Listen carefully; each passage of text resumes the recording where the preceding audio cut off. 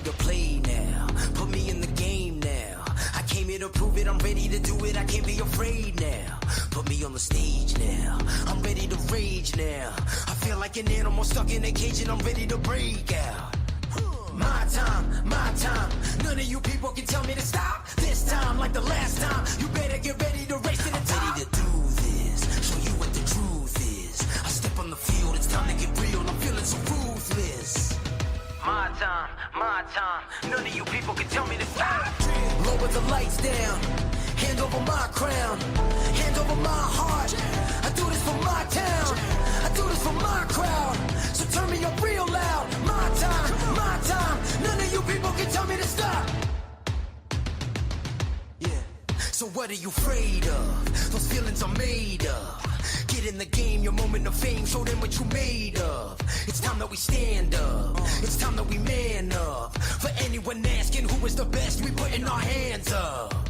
My time, nothing can keep me from reaching the top. This time, like the last time, I'm moving so fast, I'm ready to ride. I'm ready to throw down, it's time for the showdown. I'm ready to rise, don't be surprised, I'll take on the world now. My time, none of you people can tell me to stop. Lower the lights down, hand over my crown, hand over my heart. I do this for my town, I do this for my crowd. So turn me up real loud. My time, none of you people can tell me to stop. My time, none of you people can tell me to stop. My town, my crown, we know what it takes to be reaching the top. We reaching the top, we reaching the top. We know what it takes to be reaching the top. My time, none of you people can tell me to stop. My town, my crown, we know what it takes to be reaching the top. We reaching the top, we reaching the top. We know what it takes to be reaching the top. Lower the lights down, hand over my crown, hand over my heart. I do this for my town, I do this for my crowd. So turn me up real loud. My time, none of you people can tell me to stop. Turning the track up, I'll never go back down. Hand over my heart, I do this for my town, I do this for my crowd. So turn me up real loud. My time, none of you people can tell me to stop.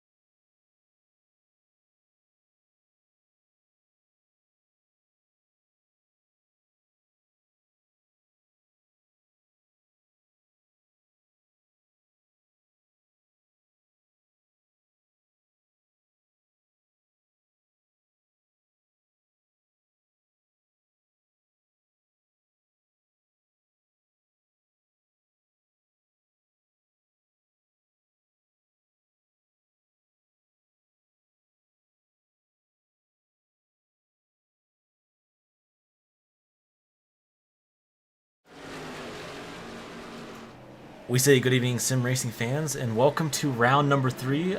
My name is Russell. Joining alongside me here tonight, we have Jordan Kuntz and Nathan Ward.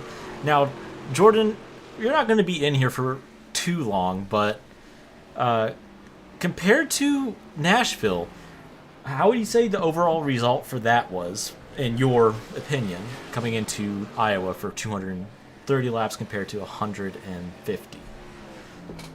So, of course, Nashville, we saw green flag pit stops and pretty long green flag runs. I think that can set the drivers up here for Iowa. It's a lot longer of a race, 230 laps, I think it's correct. Yes. And so I think we can see green flag pit stops again.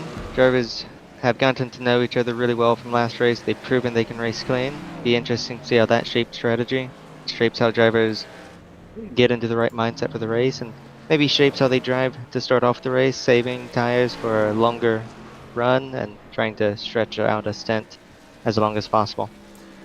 Yeah, and well, Iowa compared to Nashville is definitely one of the more trickier tracks because part of Iowa is repaved, but the other parts are not. From your current experience with this new Iowa, what do you say some of the most difficult parts are of this track? I think the most difficult parts is like the old version. You used to be able to run the high line in turns 3 and 4. This version, it's not as possible. The new repaved parts have so much more grip that it makes the outside not really that usable. So it kind of turned this track into a bit more of a one-lane groove where you just want to be running the bottom instead of being able to run the bottom and the top and corners like turns 3 and 4. So drivers will probably be utilizing the bottom a lot more than the top. Maybe some will be able to use the top better than others, but the bottom should be the quickest, and that's where you'll see a lot of the drivers racing tonight. Yeah, another thing that's coming up is week 13, which they have announced that they are adding the Ram. What do you think your overall thoughts are going to be when these guys start running the Ram truck, or some of these guys start running the Ram truck compared to the Toyota, Chevy, or Ford? Do you think the Ram could have a possible aero advantage, or do you think it's going to be relatively the same compared to all these current brands? Well, if iRacing does everything correct, it should be the same. I think there's been a few times in the past where iRacing made a mistake, and there's been a car like the Gen 6 Ford like 5 years ago in the Coke series that was quicker than the Chevy and the Toyota. So unless iRacing makes a mistake, it's only the people who visually like the looks of the Ram will probably make the switch or just have a preference for Ram in general. Should not ever make a performance difference, but if it does, then that becomes a big issue for iRacing. Yeah, another thing that they've been also working on is their tire model, which I'm still personally a fan of the old tire model these cars used to have. What, if you had to guess, what kind of changes do you think that would be coming to the new tire model if they do end up making changes to this current tire model would be? Well, I don't know exactly. It's a lot of changes iRacing could do, but the effects would be relatively unknown. We wouldn't know. It'd just be diving into the unknowns and just theory, I guess. I wouldn't know what changes they would make and how it could affect it. Some changes in the past have been more towards tire heat, not wanting to overheat the tires quicker, and then some have let you kill the tires more, but as long as you didn't heat them up, then you're fine. And I think we'll see what happens. Yeah. In which, you're coming off from a top 3 or not top 3, top 5 from the Dirt Tour at Port Royal. If you had to compare the two tire models, which one would you say is more complex when it comes to oval racing? Obviously, we can't really say much about road because the dirt late models don't go on road courses. Well, I think I'm not really one to be talking about the dirt oval tire model. I'm still relatively inexperienced in it. Now, with the oval one, it's really complex because it's always constantly evolving and changing.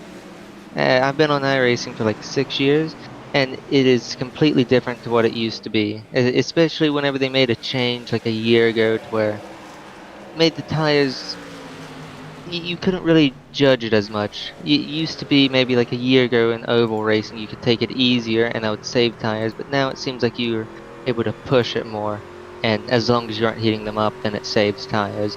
So they're all really, really complex, but I really only know the complexity on the asphalt oval. Yeah. But yet again, we are going to a dirt track in the season later down the road. I do believe that's the halfway point, or around the halfway point for the race season.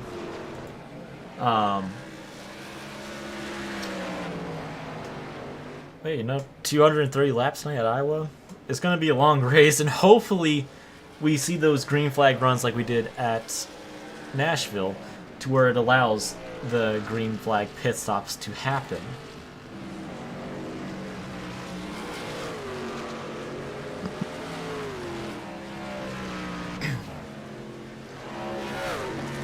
Now, Jordan, if it was you out here getting ready to qualify and stuff like that, what would you say is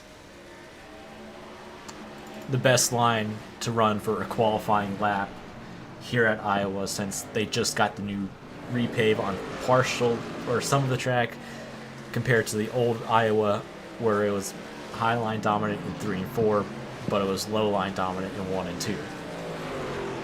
I think for qualifying, it's just going to be low line. I'm looking at laps from like Nick Salzberg, whose quick time so far with a 23.305. He ran the bottom in both corners of the track, and I think trying to be as low as you can while not compromising your exit too much will be the line to run. Yeah. But on top of it, when you qualify, do you mess with your steering ratio, or maybe even steering offset a little bit, or perhaps brake bias? The only thing I normally change in any NASCAR car is brake bias. I'll normally drop it 3% from iRacing default, and that's just to make it a bit looser entering the corners. Maybe have the nose be a bit, I can point the car better into the corner to get a nicer exit for my driving style. That is a fair point, and we're getting closer and closer to, the chase, which we haven't mentioned a whole lot about it, as we are still about 8 races away from it, I think. But with this new chase format, with it being based off of rewarding the consistency and the winning drivers compared to when it ends, how do you think that's going to play into a factor when the chase does eventually start for the round of 12? Well, I think it's playing a bit of a factor now because the drivers need to start just getting consistency, making sure they can finish the races without damaging their truck, and making sure they finish in a good position as well. Because you can also say that these first 2 races have been a good show of who will be good in the chase, with who finished well in a super speedway and a 1.33 mile oval. So Yeah. just who doesn't wreck their car, who stays quick under all circumstances, and who doesn't let the pressure get to them. That is 100% fair. And we got cars starting to take the grid, or not the grid, more so the qualifying grid. We'll see what some of these guys have out here tonight. Last week's winner, Daniel Pretorius, has not taken the racing surface quite yet, but we're here with the number 95 of, I do apologize, Oren Bezerski, as he will come across the line for his first lap here at Iowa. There's also other cars on the grid starting. The 26 of DG Swiss, he is also taking the track surface to do his first qualifying lap. Then you got the 041 coming out here. But you also got the 169 of, where is he? Patrick Purdy. But we're not going to focus on that right now. Current pole sitter, the number 6 of Chris R. Phillips, will take the pole position with a 23.698. With a 95 falling behind him, or sorry, not falling behind him, the 95 will shoot to the top of the board and will be on the pole position. However, he does have a penalty from last week after Nashville for exceeding our penalty point system, as he will fall to the second. So as of right now, they are qualifying for pit stall position, which that could very well prove to be beneficial to some of these guys, as last week's winner, Daniel Pretorius, goes second quickest on the board with a 23.584, about 0.003 off of the race leader. But here he comes out of turn 4 for the final time, and that will put him pole position, and will put Good night.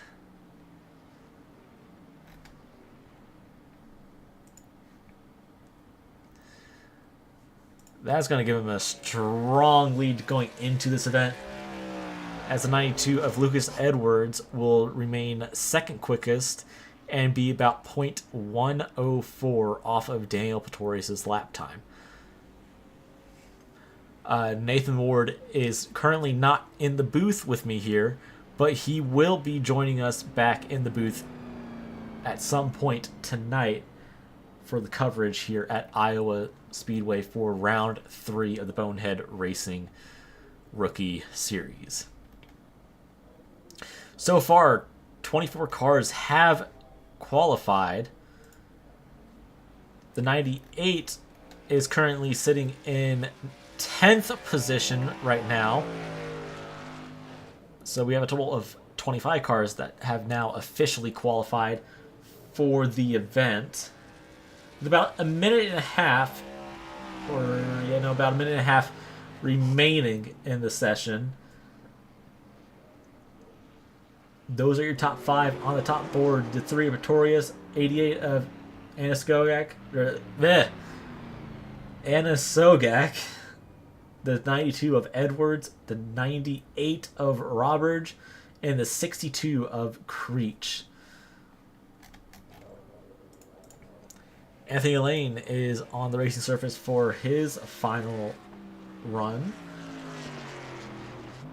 Never mind, he'll be coming down pit road this time by, as the 37 is out on the racing surface, but he has completed his time. The 10 of Cody McDonald is out on the racing surface now. We're going to see what he can do here, as he is going to be taking his first lap time. This time, we'll see if he has anything for that number 3 of Daniel Pretorius here at Iowa Speedway. Another driver that was not able to make it here tonight is the 24 of John Meeks and the 94 of Calix Spooner. And this will put the 10 machine 12th quickest, as the 99 of Steve Stanhope has gone around and wrecked it, as there's only about 5 seconds left on the board. We'll be getting ready to do a little bit of a warm-up here, as Jordan Kuntz is going to go over some of the basics of the series to allow people to understand what we are going to be doing here tonight.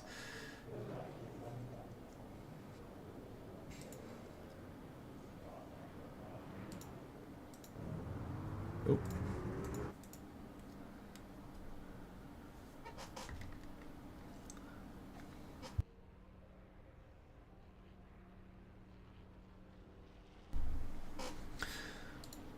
Also, I do want to take a moment on the broadcast to let people know here on the stream, if I do end up cutting out randomly, there is severe weather in the area. So if I had to step away for a second, that is most likely the reason on why I had to step away, is because of the severe weather.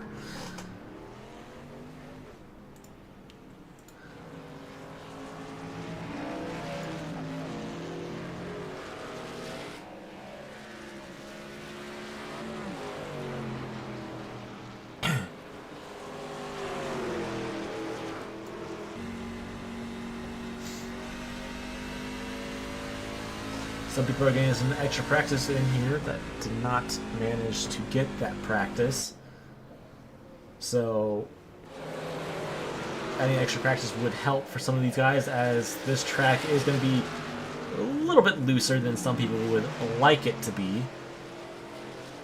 But you know, that's part of it when it comes to racing.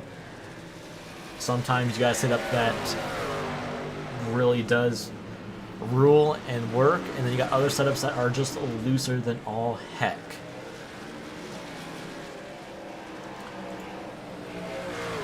Some people, it looks like, to be practicing their green flag pit stops. Currently on the pole for the warm-up session, it is The 6 of Chris R. Phillips. He is currently on pole with a 23.514.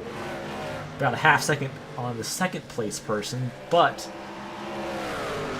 he is still holding on pretty strong as Nick Salesberg cruises to the second position, about 0.188 off of the race, or not the race leader, the pole sitter for the warm-up.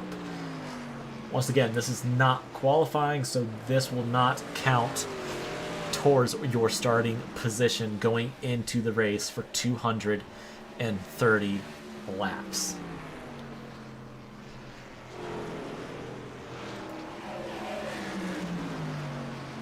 We got some battles going on for the back in the pack between the 28 and it looks like the 98, or sorry, not 98, the 89. So we'll see what these guys can do coming in to the main event or the actual race.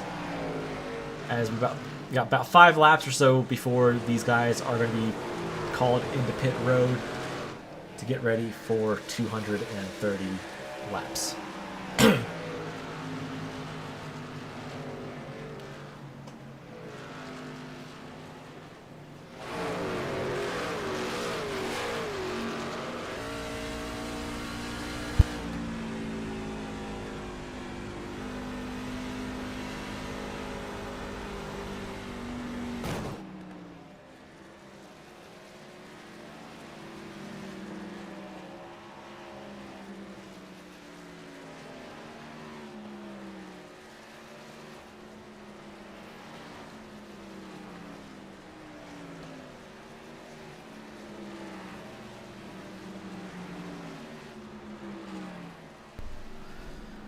Also, Jordan will kind of be our insider on some of these teams, on what they're going to be doing, and on top of that will allow us to know what the drivers are talking about.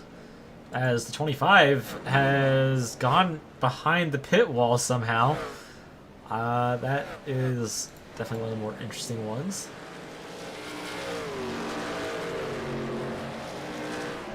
We've got 16 seconds remaining on the clock.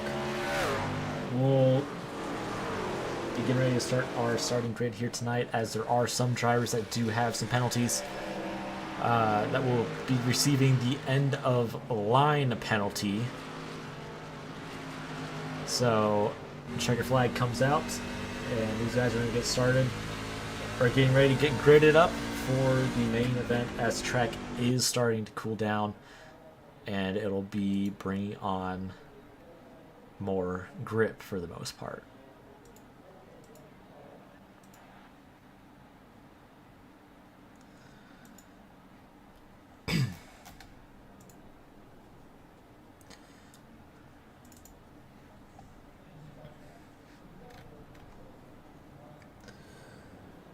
A lot of people are going to start gridding up. We're going to be getting ready to go through our grid here fairly shortly.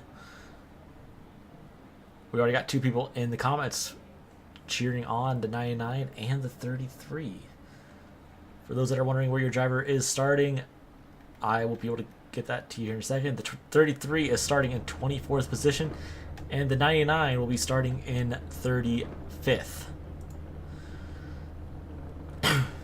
Now we're going to go ahead and get ready to go through your starting grid here tonight. On row 1, we have Daniel Pretorius in that number 3, last week's winner. And then you have Justin Anasoyak in that number 88. In row 2, we have Lucas Edwards in the 92 and Chris Roberge in the 98. In row 3, we have Kyle Bishop in the 37 and Joey Creech in the 62. Row 4, we have Oron Pazurski and in that 95, and Joshua Heiberg in that 48. In row 5, we have Dan Atkins in the 91 and Luke E. Reed in that number 8. In row 6, we have Chris R. Phillips in the 6 and Cody McDonald in that 10. In row 7, we have Nick Salesberg in the 28 and Zachary Johnson in the 77. Row 8, we have Anthony Lane in the 82 and Jeffrey Engel in the 89. In row 9, we have Jeremy Schroeder in the 15 and Corey Schultz in the 20. Row 10, we have Scott Heidman in the 041 and DG Swiss in that 26. In row 11, we have Sean Nidd in the 22 and Patrick Purdy in the 169. Row 12, we have 38 of Ryan White Desjart and Thomas Davis in the 33. In row 13, we have Sammy Casey in the 34 and Jonathan Fortune in the 67. Row 14, we have Jonathan Legger in the 028 and Robert Armel in the 70. In row 16, we have Ty Smith in the 25 and Matthew Stern in the 4. Row 17, we have Daniel Baker in the 90 and Thomas Haig in the 74. And rounding out in row 18, we have Steve Stanhope in the 99 and Alex Schwint in the 41. Pace car is going to pull off this time by. We're going to go up here to our race leader as the pace car will pull off here on turn 2, I do believe, unless the caution was extended. No, it was not. Pace car is off. And we say, let's go racing from Iowa.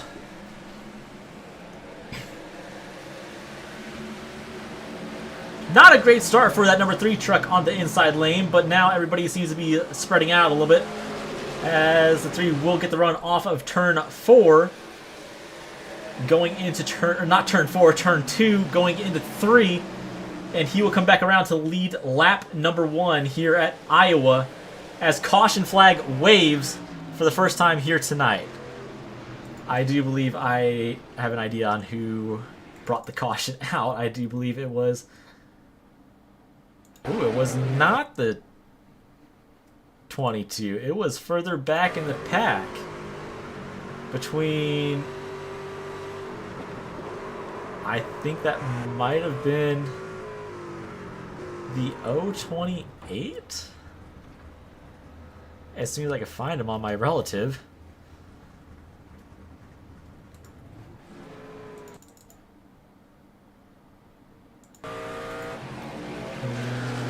No, it was not the 028.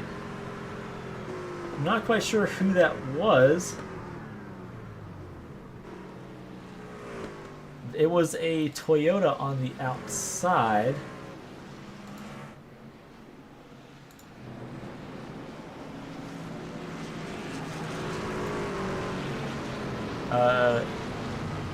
If Jordan is here, what happened on that wreck, Jordan?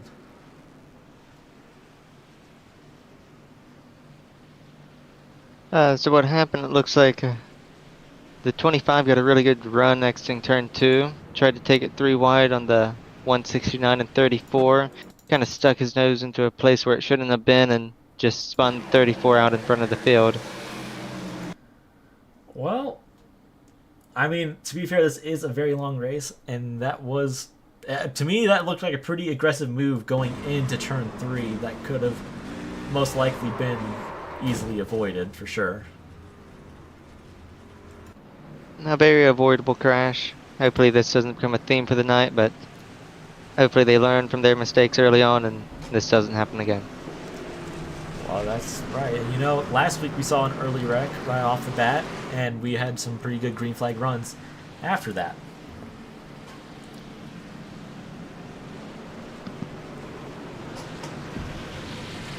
Pace car lights are not off quite yet, as the 41 is going to be going 1 lap down as he has gotten a penalty for exiting the closed pits, I do believe. So he'll be going to the end of the line 1 lap down. If I had to guess, Daniel Pretorius is probably mixed feelings on this, as he probably wants a green flag run to happen, but on top of that, this could very well benefit him in the long run. I would like to welcome back Nathan Ward to the BHRN booth. Welcome back, Nathan.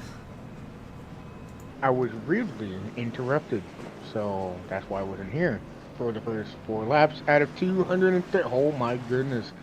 Okay, I didn't realize y'all were running a whole bunch of laps. Don't worry, yeah. this is only the first caution. Yeah, only the first caution. We haven't even got through more than 5 laps without a caution. But you know, good news is tires should be warmed up. Or mostly warmed up. Well, I hope it is warmed up a little bit. But then again, I almost just was considering what that truck was doing, but That was the 41 of Alex Schwint. He was getting his lap back as pace car pulls off. And we are back to racing here at Iowa. Daniel got a great start on that. Whew. I know you weren't here last week, Nathan, but that 3 car definitely has speed when it comes to these trucks, as he will get a decent lead off of the 88. We're going to go further back here to the 88. Now, Nathan, I don't know how much you've run Iowa in many sims, but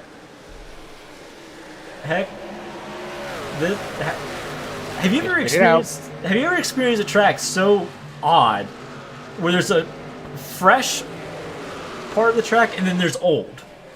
Like, have you ever experienced something like that? yes, I have actually. I've ran a couple races like that. It was at Iowa and Richmond, where one half of the track was a little bit weird than the other, and couldn't really figure it out because it was throwing me off a lot. So, Yeah. it seems like that's what's happening here, and that's probably the reason why they couldn't really keep it together. It seems like in the first 5 laps. So, we might see a little bit more of that tonight, as you can see the 98 getting a little bit loose there into turn number 4. Yeah, you know, I think for the most part, it's just some of these drivers, I think some of them are understanding, okay, 230 laps, this is not a short race by any means. 200 miles, well, technically 201 miles, but it is 200 miles in total here at Iowa. Yeah, honestly, I'd probably go knock myself out with those numbers, because if I'm being honest with you, no matter what racing game I play, I don't like Iowa. I don't care for it. I'm not gonna be there for the next 2.5 hours of my life at Iowa, so, Well, that is fair, but you know, when you get a good group of guys together that know how to drive this track, we got good racing like we have going on right now. And you know, I'm going to say this, or I'm actually going to ask you guys this. I know, Nathan, you haven't been here, but Jordan, you were here last week. If you guys had to pick one driver to win tonight, who do you think you would pick? Danny. I think I'd pick the 88 of Justin. Okay, so we got one for Danny and one for the 88. You know, I'm going to go on a long shot here, and I'm going to choose this 26 of DG Swiss. He's been kind of the underdog in a way, but he has been consistent. So I think if he plays his cards right here tonight, he definitely will have a shot at possibly getting that victory. It's a long shot, but, you know, hey, anything can happen. Just because you're dominant in the entire race, that does not mean you'll be able to win the race. Exactly. But, you know, This is NASCAR. Anything can happen. yeah. I think experience also plays a huge factor, and especially why I chose Justin. I've raced with him in the past in another league called Area, so I've experienced with him and think he's a really good pick for most races this season.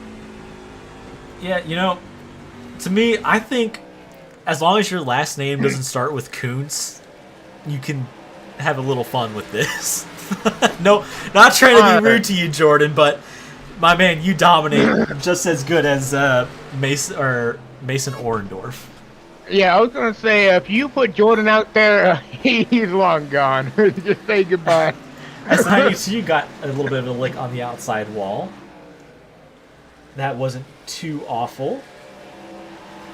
But that 6 also got a little bit of the outside wall off of turn 4. You know, tires might start coming into a factor here. I'm not 100% sure. tires. Oh boy. This is gonna be fun. Can't wait to see what this is gonna turn out. Well, I think we got 4 sets of tires here, if I remember correctly, as we have a slow car down low being the... I You think better hope and pray those tires last enough for this race. If those tires start falling off like they do at Bristol, oh my God, you're in for a long race. I can tell you that much. But you know, Well, I don't think tire fall off will be much of an issue as much as fuel. Fuel is about 65 to 70 laps on a tank of fuel, meaning they have to make 3 green flag pit stops if it goes green till the end. So they have a lot of play on what they can do, and tires should easily be able to make it that long. They should have 1 extra set for a caution that could happen at an awkward time. So it'd be interesting to see if they choose to use their set of tire for caution comes out at an awkward time, or save a set for the end. Well, Jordan, I was gonna tell you, I mean, sure, you could go ahead and say fuel wouldn't be an issue, but honestly, tires would probably play a bigger factor, because if you think about it, if you only have 4 sets and those 4 sets can't make it throughout the entire race, then we might have a little bit of a problem here. So. well, no, yeah. I mean, especially like what Iowa's kind of a short track, but it's not a short track. It's less than a mile, but it's almost a mile.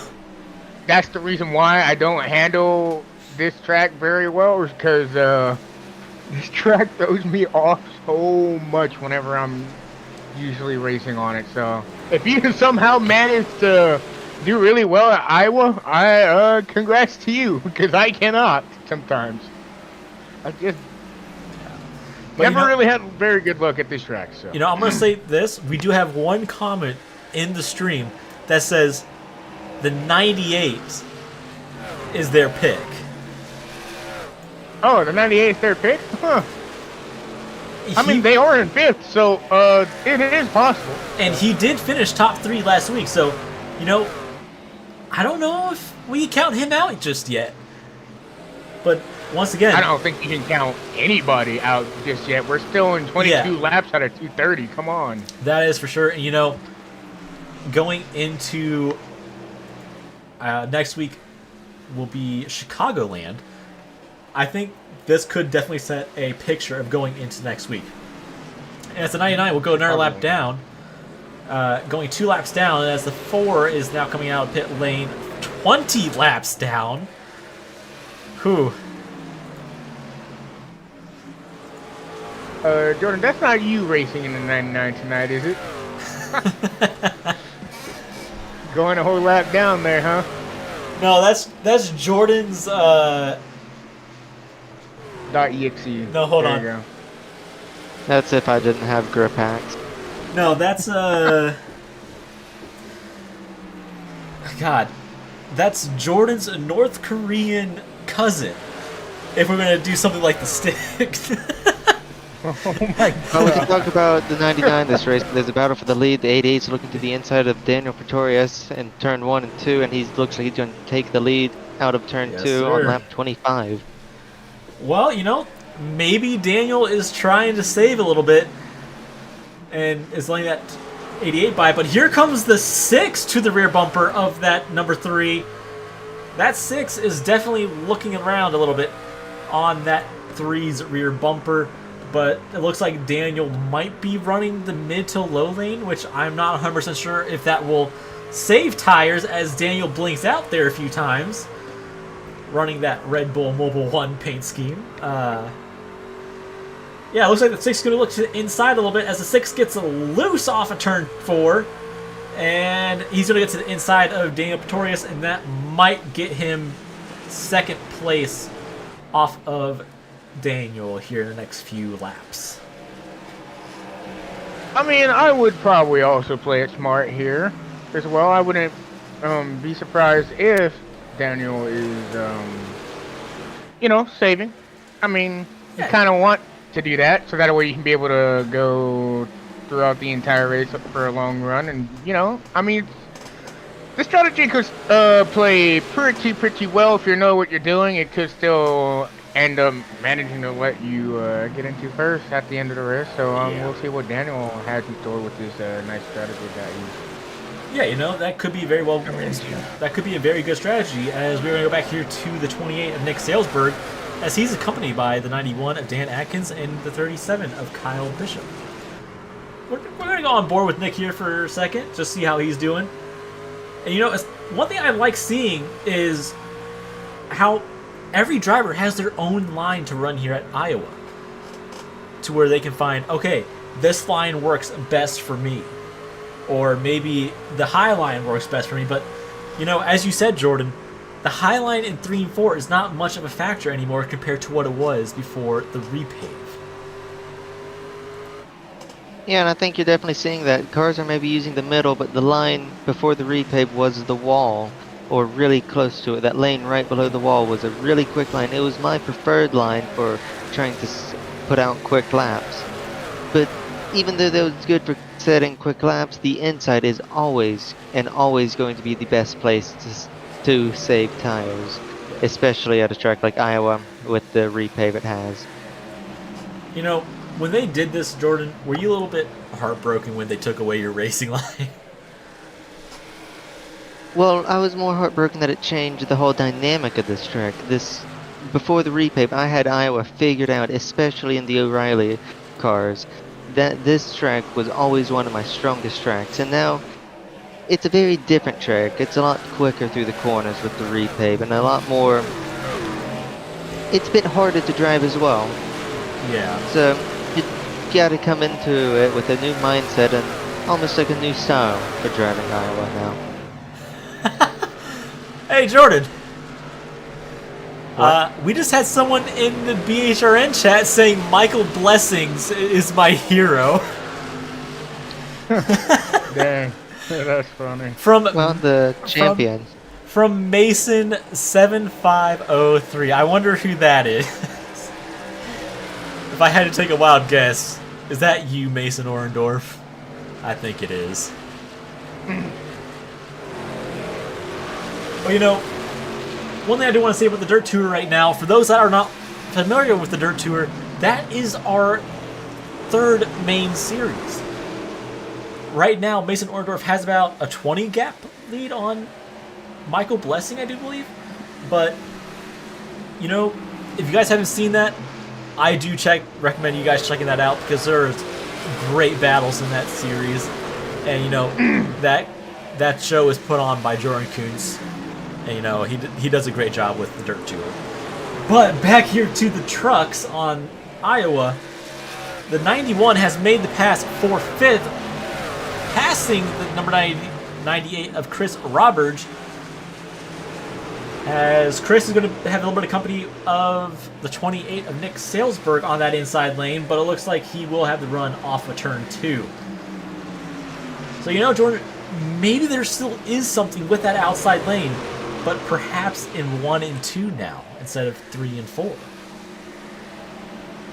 I mean, there could be different driving styles. I haven't really tested out the trucks and the setup, so could work a lot better than maybe the O'Reilly car, but if it's quick, then it's the right line.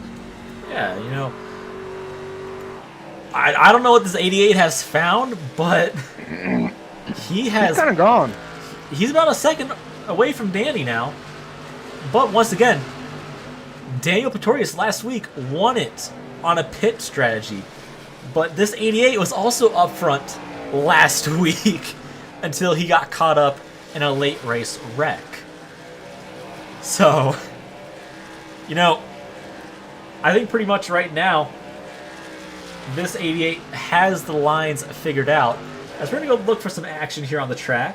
And it looks like we may have some between the 10 and the 77.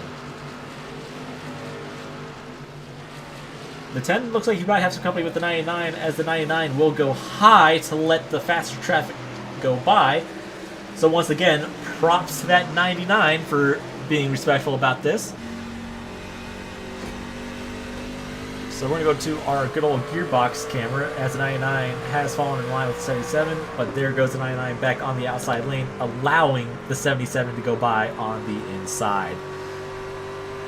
You know, one thing I do want to say to people that do that, they are very well respected when they know they're not faster But, you know, it could be part of the learning experience if I'm not wrong. If one of you guys want to chip in, as the 10 got extremely loose off of 4. Did he get major sideways, or what happened with the 10 car? I think he just simply got loose. But, you know... Yeah, he got loose very late very late into the exit of the corner. Very odd to get loose there, but setup can be a bit of a handful on the exits, and they're still figuring it out even 2/3 of the way through this stint. Yeah, you know, since now we have, I do believe, 80% fuel capacity, which I want to say on the stream, it was my fault. It was supposed to be 80% throughout the season, but I made a mistake and did not set it for the past few races. On a 100% tank of fuel, you can make about 85 to almost 90 laps if you really want to push it. So I think we'll already start seeing pit stops happen here in the next 10, 20, maybe 30 laps. Well, I think the strategy, if you want to split it pretty evenly, will be pitting about lap 60. You can go 60, then pit lap 120, and then pit lap 180, and that leaves you with a 10 lap shorter stint for the end of the race. Or maybe someone may try to go all the way on fuel, which would just be a bit extreme. They can go 70 laps. If they can go 70 laps, they can shorten 2 stints by 10 laps each, meaning they can push harder and go quicker later in the race. Yeah, and you know, that would be basically everything you would need for a track like this. But now, once again, since Iowa is somewhat of a short track, in my books, I don't personally classify that as a short track. I would classify it as an intermediate, compared to like North Wilkesboro, Martinsville, or maybe even New Hampshire. New Hampshire's like 1 mile, I think. So would you just call it a short intermediate? That's what I classify it as Iowa as, since it's almost an intermediate, but it's not. Me It's personally, also a short track, but it isn't. yeah, I'd probably put it in that category a little bit. Short intermediate. That's what New Hampshire is also riding on, considering that it's also basically the same thing, except it's just flat. So that's Yeah, and all I can really say about that one. yeah, you know, there's only so much we can really say, but we got a little bit of a battle going on here between the 15 and the 89. I do believe. The 15, yes. This is the battle for 15th, as the 89 will sneak past that 15, I do believe. No, sorry, the 15 is way up there. That is my mistake. That was a lap car, but we got a little bit of a battle going on for 15th here between the 15 and 20 and 8. Or sorry, the battle for 13th. But that 8 is pulling away a little bit, but that 20 on the other hand is not pulling away from this 15.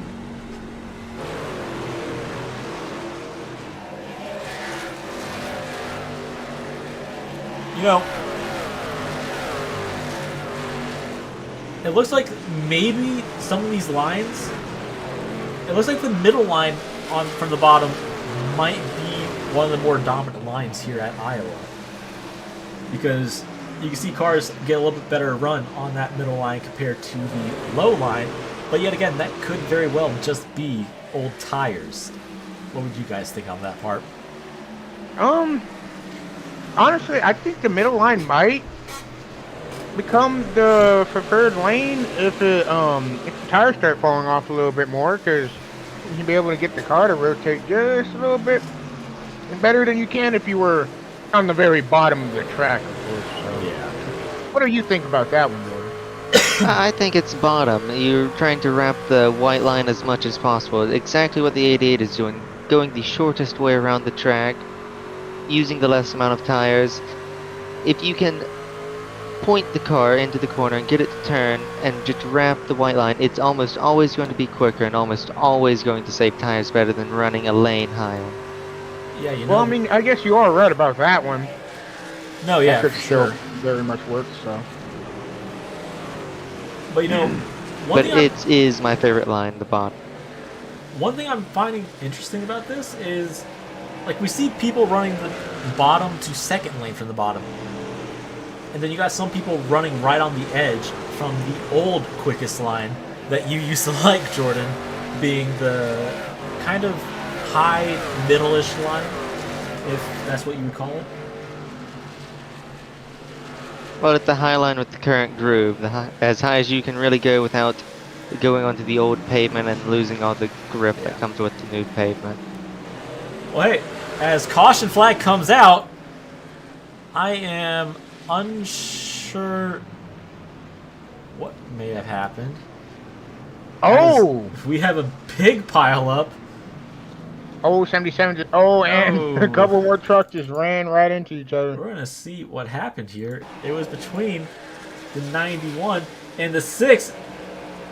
It was just one car got loose, and it was on from there.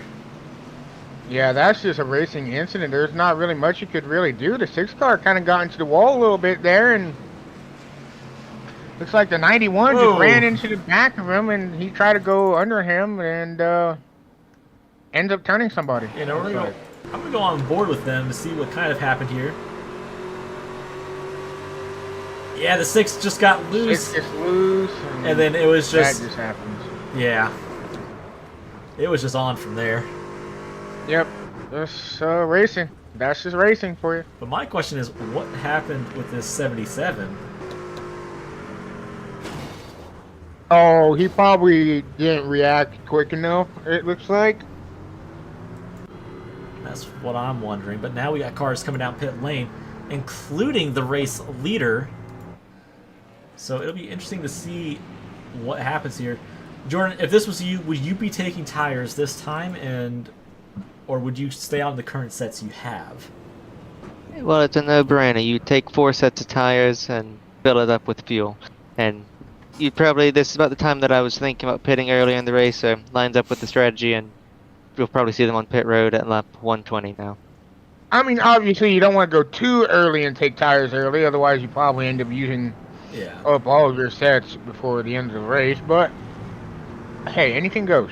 But you know, this well, will they also... only have to make, they should have, all the drivers should have 3 sets remaining. All the drivers that are on the lead lap should have 3 sets remaining, and they only have to make 2 more green flag pit stops, leaving them with an extra set of tires for a caution at the end of the race, or a caution that could fall in between the pit cycles. For sure. And you know, I'm going to point this out. That 28 is in 3rd position. He was up there in practice for quickest lap time, but now he has made his way up there to the 3rd position on this restart. So that could maybe be potentially a good thing for this 28. So, but the race leader does have lane choice on this matter. So I would be interested to see what happens on this restart, whether if this 88 will choose the inside or outside lane.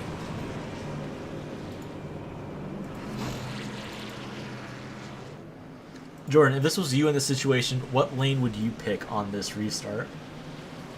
I think I would choose inside, the safest line. If you're good at restarts, timing the restarts, you'll get the jump and you'll easily clear 2nd place, and you can just set sail from there into turn 1. That is pretty true. You know, perhaps this 88 could pull away just like Danny did, or Daniel did on the restarts that he has been in control of. But, you know, if it was me, I think if I was Danny, I'm starting to realize I may be in trouble here, in a way. Well, there's still a lot of the race left to go. Of course, we've only done basically 1 stint. A lot a driver can learn in that stint. A lot they can reflect on it. What did they do correct? What did they do wrong? Usually in my first stint of every race, I can see that I've killed the tires too much, so I'm going to change something up to start the stint and do a lot better this one. Well, pace car's off, and we are back underway here at Iowa, as that 88 got a great restart going to turn 1. Good lord. That's a really good start for the 88. You could just sail off from there if you wanted to. I know. Considering the 3 and the 28 are battling right now, so. Yeah, side by side. Oh, there goes the 28 around. Oh, he got loose. Dang. Well, there goes the caution. Well, that's what you got to look out for on cold tires. As we're going to go back here and take a little bit of an incident. The commentator's curse, dude. Oh, he just got loose on the bottom lane. Luckily, it did not get anyone else caught up in the incident. But that's a little bit of a heartbreak for that 28 machine, as now he will have to start all the way in the back, pretty much. Well, I mean, that may be the bad news, that he's starting in the back, but the good news is in the first stint he went from 13th to 3rd, so he has experience. Yeah. But you know, now in some cases the tires should be decently warmed up to where we won't see as much as that.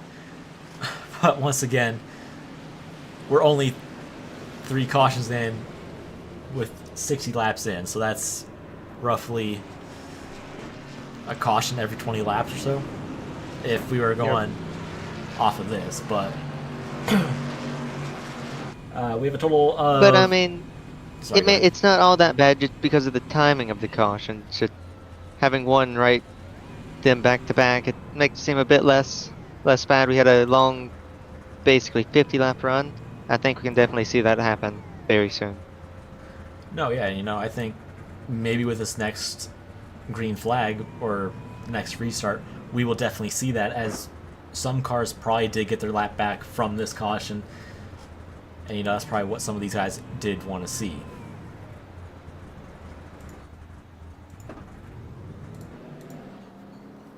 Looks like the 98 was topping off on fuel, so maybe that's a good strategy for... I mean, considering that there's another caution, honestly, if you were kind of in the back of the field, honestly, I would probably take fuel as well, so I can go a little bit longer. Yeah, than and everybody else. You know, and also, hopefully I could get clean air if I end up, you know, getting topped off on fuel. I can be able to stay out a little bit longer, allowing me to have clean air in front of me, so I can be able to run faster. for sure. And, you know, maybe some of these guys out here are also saving fuel to allow them to go that longer stretch into the race. Yep, there's a very good possibility that can also happen as well, with all this pit strategy and fuel saving strategies and all that. So. But one thing I do want to point out, that 26 is in 12th place, so he is making his way up. So I'm not going to say anything about it, but I think most of our picks are pretty dang sturdy, because we got the 100 signal this time.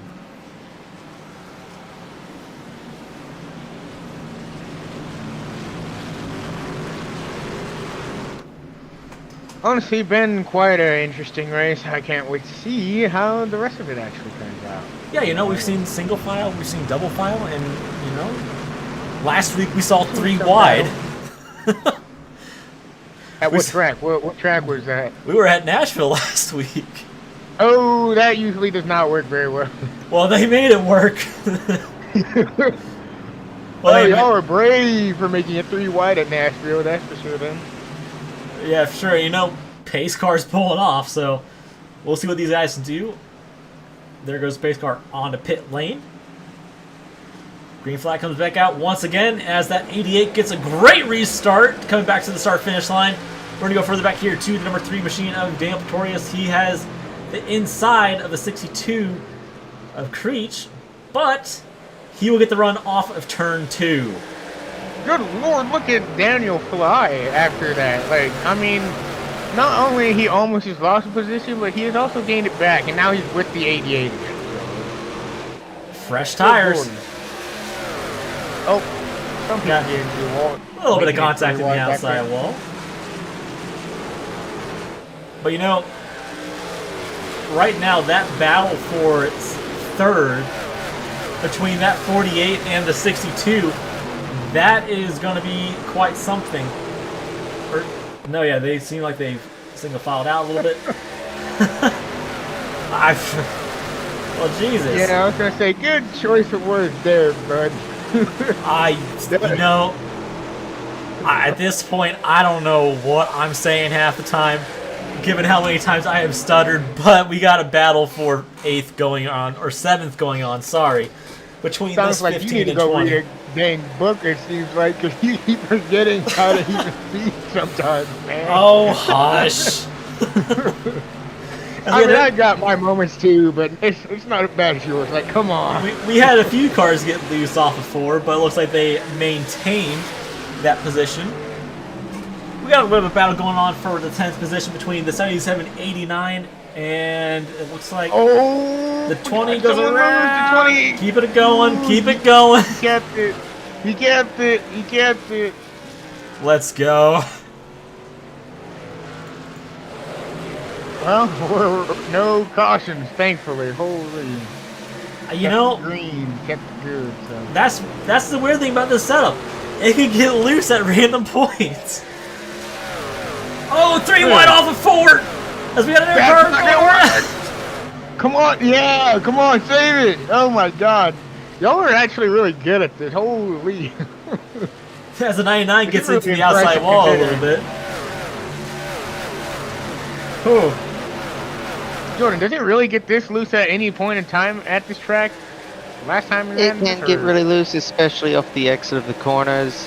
Cold tires makes it a bit sketchy, so if you're really pushing the car and on the edge of grip, it can get loose and on the exits of corners, as we have a caution.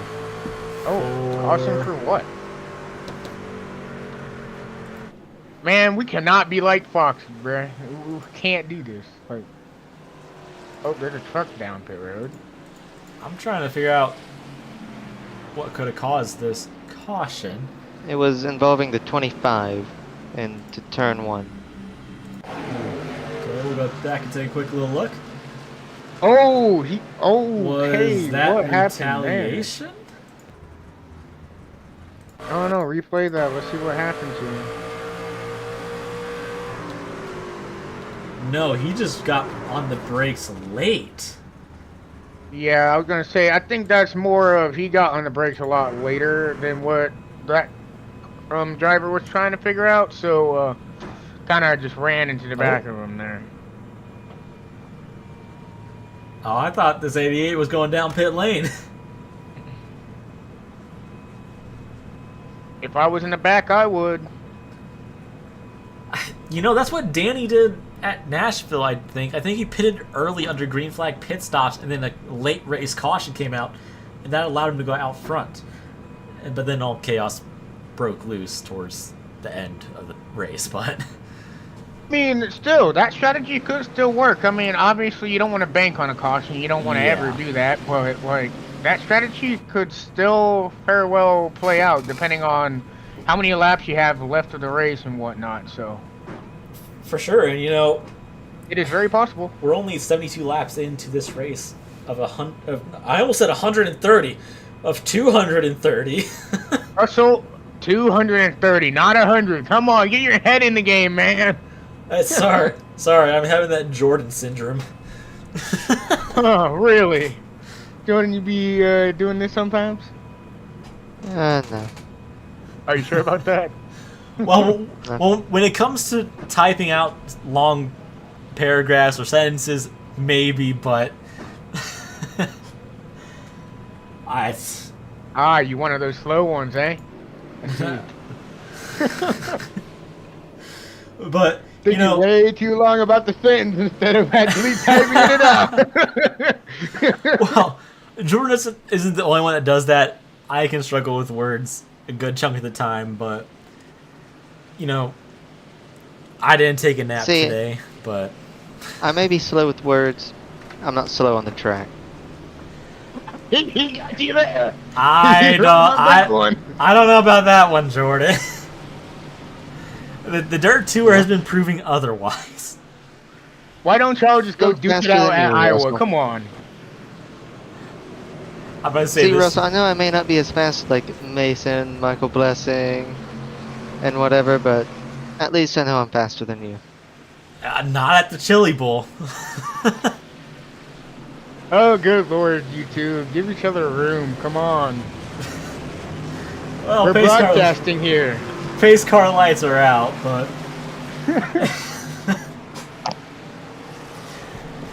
Oh, good lord, you two. come on, boys. Let's get some laps in. Let's get to a green flag pit stop. Seriously, come on. I want to see some of these strategies play out. Come on, y'all. Let's clean it up a little bit. Still plenty of race left. Don't make me come out there with a broom and start cleaning y'all off the track. Come on. Okay, if you were to do that, you would need to go clean the marbles on the outside lane.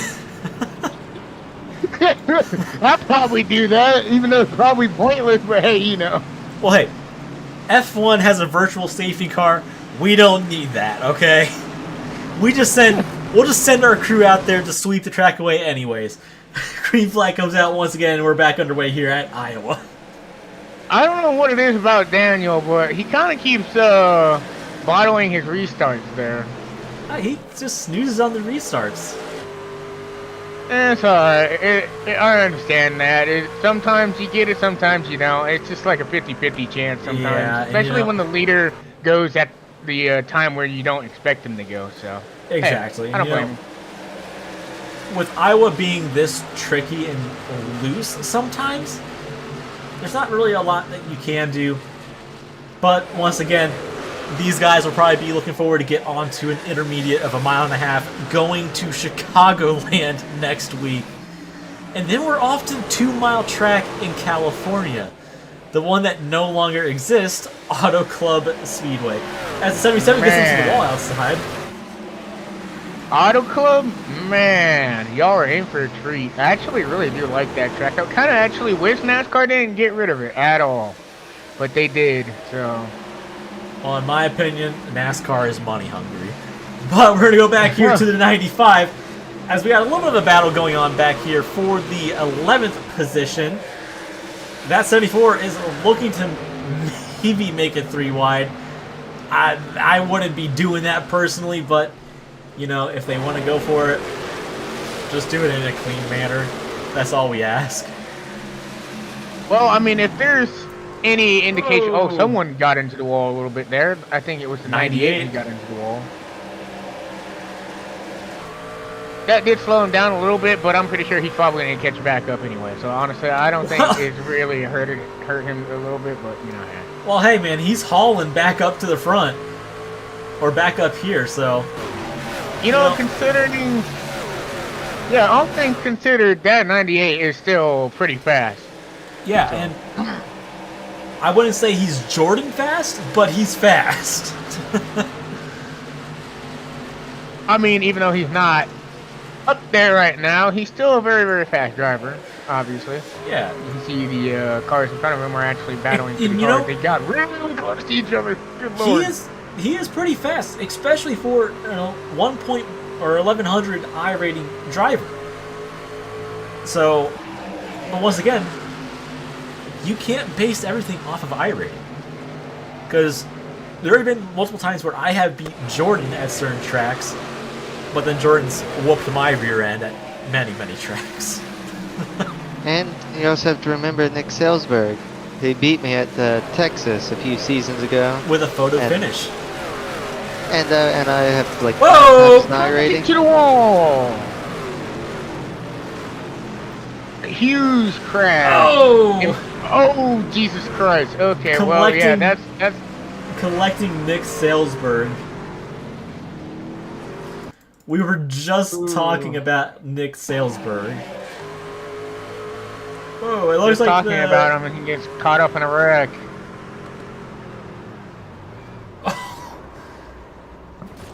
Yeah, he kind of scraped the nose a little bit, but I think he will be fine, honestly. I'm trying to figure out. Scraped the nose. I think that 89 may have got into the. Oh, he just got. He got loose.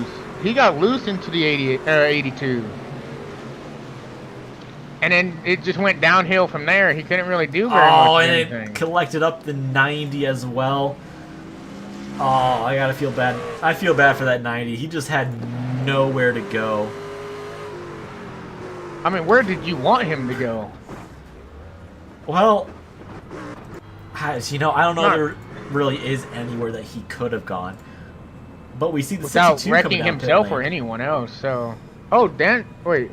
Oh, who just went down pit road? Who The was that? 62 went down pit lane, and I think that's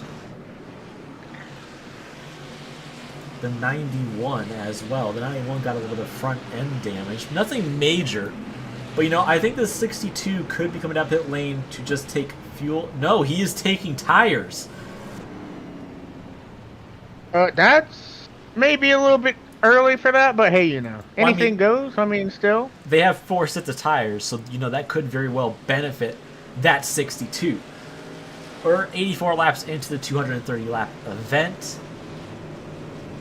So far, we've only had 5 cautions and 17 pace laps, which that is not too bad for Iowa for this long of a race.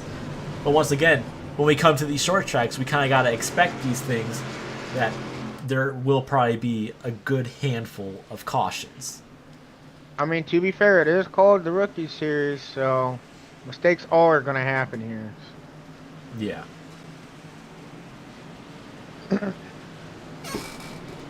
But that number 3 is back in second on the outside lane. I'm just He's going to... been in second all day. I ain't gonna lie. I mean, don't get me wrong. He's been leading some laps, but he's been in second all day. Seems like. Yeah. And you know, this 88, once again, SFR Racing. They have been one of the more dominant teams, guaranteeing almost top 3 finishes every week in and out. So, this would be interesting to see what this 88 will end up doing on this next restart, but also where he will end up finishing tonight. I do hope my pick actually wins the race tonight. That'd be pretty cool to see. The number 3, Daniel. So, Taurus, of course. Well, we just got the 1 to green signal. So, Three wide for I don't know for what reason. Oh, he was trying to get. Okay, never mind. My bad. Whoops. I was a little bit slow there. I ain't gonna lie. That's probably my first time being a little bit slow. well, you know, it happens to the better of us, but once It's again... okay. At least it's not as bad as Russell's, guys. It's all right. Okay, buddy, I'm going to stop you right there. Don't worry, I had to target you for a reason. Well, yeah, that is fair. Well, we're about to go green back at Iowa. Hopefully we can finally see some green flag this time. You know, Good that would be nice Lord. to see. Pace car's back in. Green flag comes out once again. A little bit of stack up on that Good inside and restart. outside. Oh, number 8's heading to the Oh. outside wall. We're going to go back here to the 8 as they are going 3 wide into 1. Oh, that's not gonna work. Oh my god, never mind, they made it work. Yes, they Man, did. I'm making it spicy out here tonight. Holy crap. Well, we're on board with this 62. Ooh, Oh, he got a little bit getting of a little loose. Yeah, that's cold Cold tires. tires It gets the best of us, including Jordan sometimes. But you know, once those tires warm up, they're pretty nice. Not gonna lie. Wow, really? You had to say it's pretty nice. You can say it like they feel pretty good or whatever. You could have chose any other word in the dictionary. You chose it's pretty nice. What? Alright, come on, Russell. What? It's What like are you gonna do? it's like a Massage the tire? it's like a grilled turkey and cheese sandwich. Okay. Alright, like- when did food have to come into play with this one? Oh my lord. When it's nice and warm and tasty, it's good. Warm tires is good. Oh, by the way, this man be cooking in his bedroom, bro. I ain't gonna lie. That's probably the reason why he said that, yo. I'm just saying. Oh, we got a little bit of contact between the 10 and the 77 a little bit there. 10, it looked like the 10 got a little bit loose underneath him. I guess he saved it, I guess, and holy dive bomb. Well, you know, that's the best thing about this track since they've done the repave in those all the turns basically. You have a little bit more grip down there compared to the old racing surface. But as soon as you get on that old asphalt, the truck gets really, really unhappy. Unhappy noises, it seems like, from the truck if that ends up happening. Whoa, a little bit loose on that 77. But he got that. As that 15 sends it deep, but he will lose ground to that 77. I think the 77 is honestly just trying something different. He's tired of being around everybody. He wants to be up there with the fast guys on the racetrack, of course, so.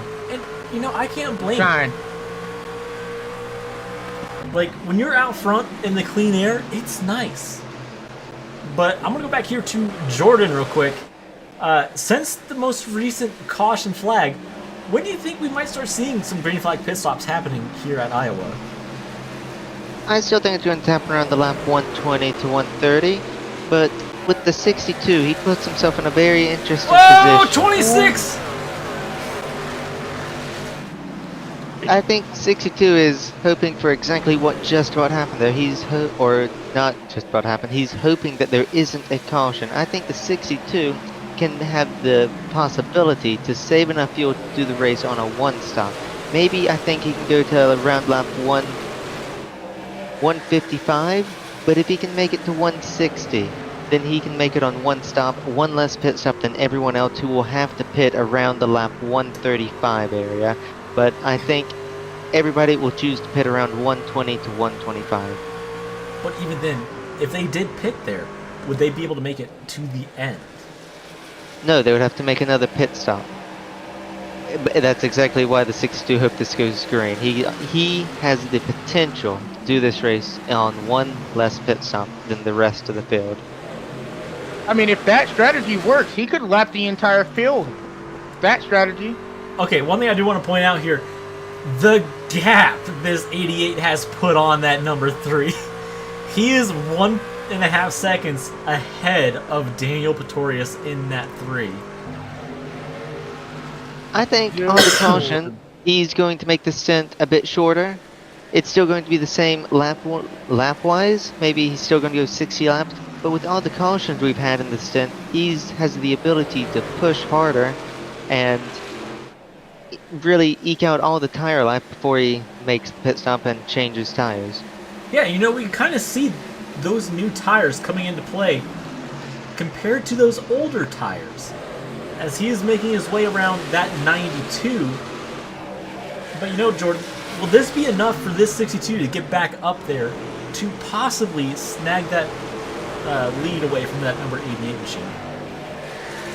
As long as he can keep up the pace, this current pace, I think it's going to be close. It's a possibility. I don't think he's the quickest truck, but I think he could have the best strategy, and let's just see what that puts him. Oh, you know, that's very fair. But you know, Nathan, there's Iowa. I guess is Iowa one of your favorite tracks, or is it one of your least favorite when it comes to racing like this? Boy, don't even get me started on that. Hold on a minute. Iowa is my least favorite track. I kid you not. I could not get that figured out, regardless of whatever sim racing sim it is. If I'm being honest with you, Russell, if I had to race this on iRacing and I couldn't figure it out, I'm just saying. This track sucks. I don't have a very good history here. The only real lucky win, which I did not deserve, was Iowa like a couple of years ago, whatever it was. And I won that because the caution had fell and everyone had to make a pit stop. I stayed out and I won the race. Yeah. Just barely hanging on to life. Like, I honestly just said, screw it. We're going to go ahead and try it, see if it worked. And it worked. And I won that race. That is the only ever time I ever got a top 5 at Iowa. Every other single race at Iowa, I've basically placed last. One thing I want to say here Yeah. is we do have a battle going on for the 10th position between this 38, 62, and 92. So, But then again, Russell, things could change. Maybe No. I'll get on to iRacing and see if I can actually do pretty good here. you know, Honestly, I mean, I ain't gonna count that out just yet. well, no, yeah, for sure. You know, this is the only time we're going to Iowa in the rookie series. After that, we're not coming back here. But we do have some. Praise the Lord. We do have some duplicates tracks in the schedule. Nashville Super Speedway being one of them. It's a pretty good track, honestly. I mean, I don't blame you for not wanting it on schedule twice. What about Kansas? I'm curious. We only have the only duplicate track is Nashville. So, Just Nashville, okay. and that is the elimination race of the round of 12. So, but then Kansas is also in the schedule in the round of 8. But you know, I'm surprised y'all don't have Talladega in the round of 8 or Daytona at the round of 8. well, about that. Oh boy, don't tell me you have. Oh, good lord. The Wild Card 200 at Talladega is the elimination race for the round of 8. Of course. At this point, just make it a championship race. I've been saying it ever since NASCAR had the playoff system. Just make it a championship race at this point. Funny I'm enough, trying so desperately. that race used Nate, to don't be... give him ideas. Well, you see, we've already done that once, and we are not doing that again.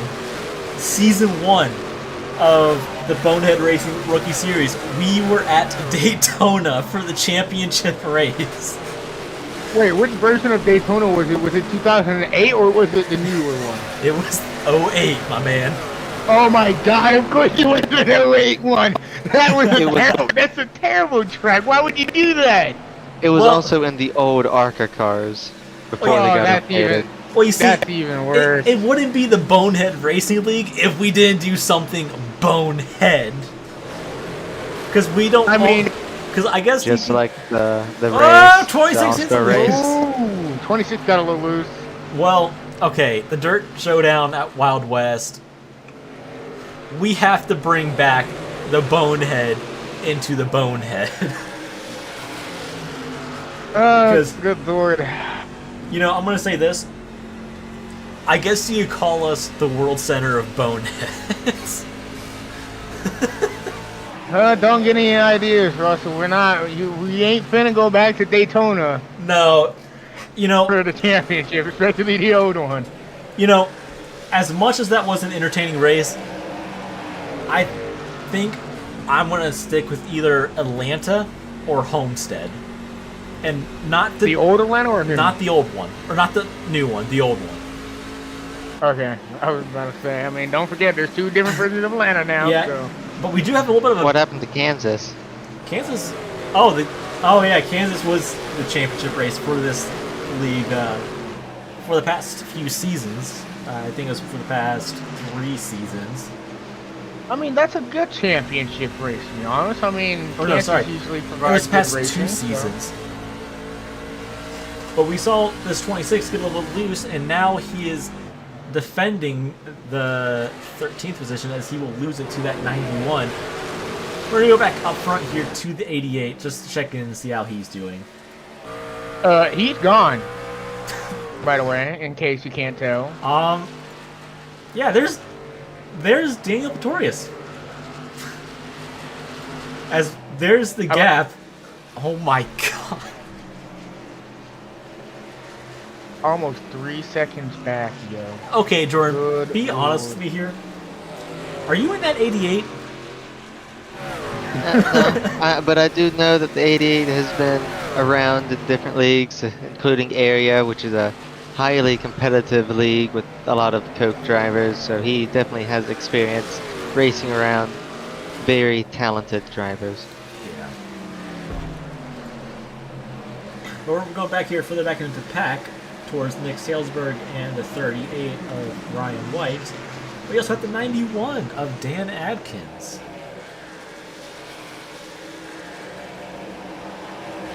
This is all for the battle for the 10th position to get it away from that 89 of Jeffrey Engel. As they make contact down to 2! Heads up! Giving him a little bit of that shove. And one thing shoving each other. One thing I want to say, we just hit the halfway point. Thank God we hit the halfway point. I did not want to be here all night. Especially the way those cautions were falling almost every single, 5 to 15 laps? Oh, good lord. Well, you know, there's only so much you can do. But, once again, it looks like most of the field has evened out on tires. I'm going to go check back in on this 62 as he has made his way up to the 6th position on the hunt for the 5th position. That 62 car seems to be a little bit quick. I mean, yeah, he might have newer tires than everyone else, but... Yeah. Not by many laps, though. I think it's... They almost just got him to a wreck. I don't know if you've seen how... Oh, someone just hit the wall. That would be the 89 hit the wall. I almost said 98. Sorry about that. Yep, there goes Russell being slow again. At least I wasn't slow this time, y'all. Sorry, I have that mental replay disorder. Of course you do, old timer. Good lord. Hey, I may be 24, but I don't have the best You're a lot memory. older than me. I can tell you that much. Well, I mean, even Jordan can confirm this. I do not have a great memory to begin with. Well, I guess Jordan, we gotta call him the Mr. Slowpoke. And one thing I'm not proud to admit on this stream is Jordan asked me, what does offensive mean? Or offense mean? Not offensive, sorry. Yeah, what does offense mean? What does offense mean? And I said defense. Oh my god. This If was you would have at least said the opposite of defense, then that would have made some sense. But no, you said it's just defense. Oh my lord. no. Oh, good lord. Russell, you are a handful, I can tell you that much. Good news. Well, I'm not that much of a handful, okay? It's just I talk over myself so much. Oh boy. But hey, y'all gonna be hearing more. Ooh. Oh my god. It makes for some pretty entertaining conversations. Well, I mean, that's kind of what you need in commentary. You kind of do need some interesting commentary. I mean, No, come on. You don't want it to be that boring. Here's what we need to do. One of us needs to get like an actual camera and then get an actual NASCAR wheel hub and a air jack. And then one of us will just go and do that to show how difficult it is to do it. But it's only virtual racing. You know, honestly, we should all three just have like cameras, and we could just do kind of what Prime did with their booth or whatnot, or Fox. You know, just have like microphones and seats and all of that just for this. Honestly, it'd be kind of funny if we did that. But you know, It'd be like COVID, pretty much. Just ooh. 10 car is pitting. that is Oh, the 10 car went down pit road. Looks like he's making his pit stop. yeah, you know that. And around the lap I said 124. We should all see the drivers coming in within the next 10 laps. That is true. I have my eye on that track map. Well, one of them that kind of works. And Jordan, what do you think about this little fuel situation people are going to start having pretty soon? Well, fuel, I'm still trying to think of what strategy I'd like to be on, but the 62 and his strategy of pitting about 20 laps later, he's all the way up into the top 5. Oh, did he actually pass another car? He's now in the top 5? He's top 5. He's top 5. Oh, good lord. This could actually shake up strategies because the 62 Oh, was back there we for got a a little battle while. for 5th, boys. Between Oh, the we do 90 indeed. But I think if I'm the 88, the strategy to go on is pitting lap 130 and splitting the race in half. And then pitting lap 180, 50-50. Yeah, you know, that could very well be a great strategy. But, once again, that 88 also now has to worry about this 62's fresher tires. As 8 car misses pit road. 8 car misses pit road? Uh-oh. Yes, he did miss pit road. We're going to go back and take a quick little peek at it. Just go on board here real quick. You know what? I've done that a couple of times and I accidentally ran into the pit wall once. He made the mistake of thinking that was a pit entrance when it was not pit road. But that 88 has caught up to the 90, but we're going to go back here to the 62 as he has gained another position with that 98. Did he go down pit road? No, he did not. He's right back there, right behind 5th. So we kind of got a battle going on for the 4th position. So I do want to ask you, Jordan, what lap of the 62 is probably going to start pitting in like the next 20 or so laps? If he wants to make it on one less pit stop, it needs to be lap 160. 160? That would be the lap I would feel safe he can make it on. Anything before then, it's going to be massive fuel saving and probably not worth it. yeah. But even then, with these new tires, he's put himself in a really good position just to do what everyone else is doing and get a top 5 finish. So he can either risk it all for a potential win and As come up 95 with goes down pit maybe lane. not even a top 10, or do what everyone else is doing and get a top 5. The 95 went down pit lane to...